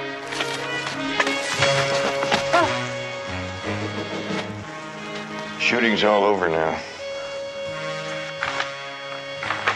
That's sure a lousy way to get a novel written. Yep.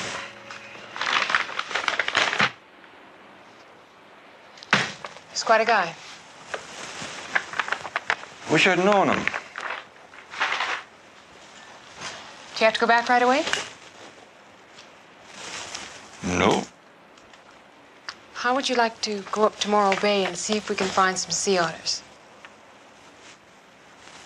I think that'd be a wonderful idea. You know, I may never come back to this dog town. Let's talk about that on the way. You know, there's something about looking at the ocean when you're thinking about your problems that makes them seem, well, not as big as you thought they were. That sounds very comforting and very cliche. It is a cliche. And you know why it's a cliche? Because it's true.